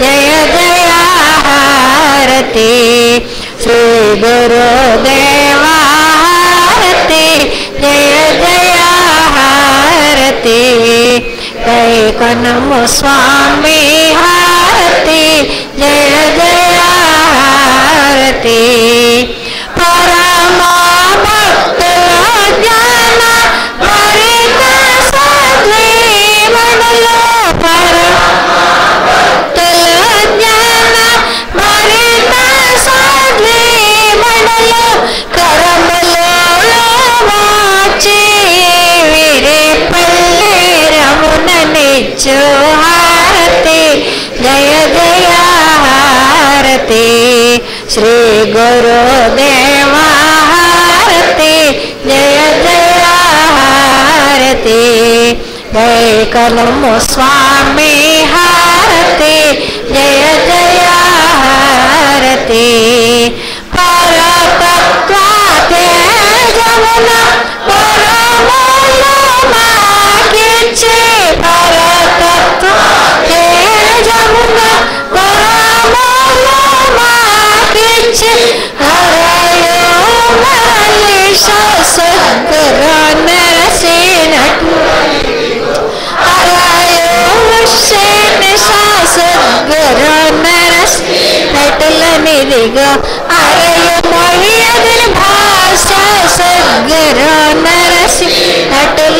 ఇదిగో హారతి జయ జయ హారతి శ్రీ గురుదేవ హారతి జయ జయ హారతి గైకొనము స్వామి హారతి జయ జయ హారతి హారతి జయ జయ హారతి హారతి జయ జయ హారతి ఓం శ్రీ సద్గురుభ్యో నమః.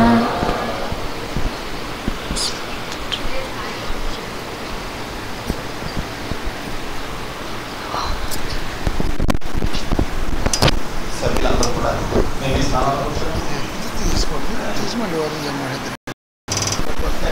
మేము ఈ స్థానంలో మేము కూర్చోండి.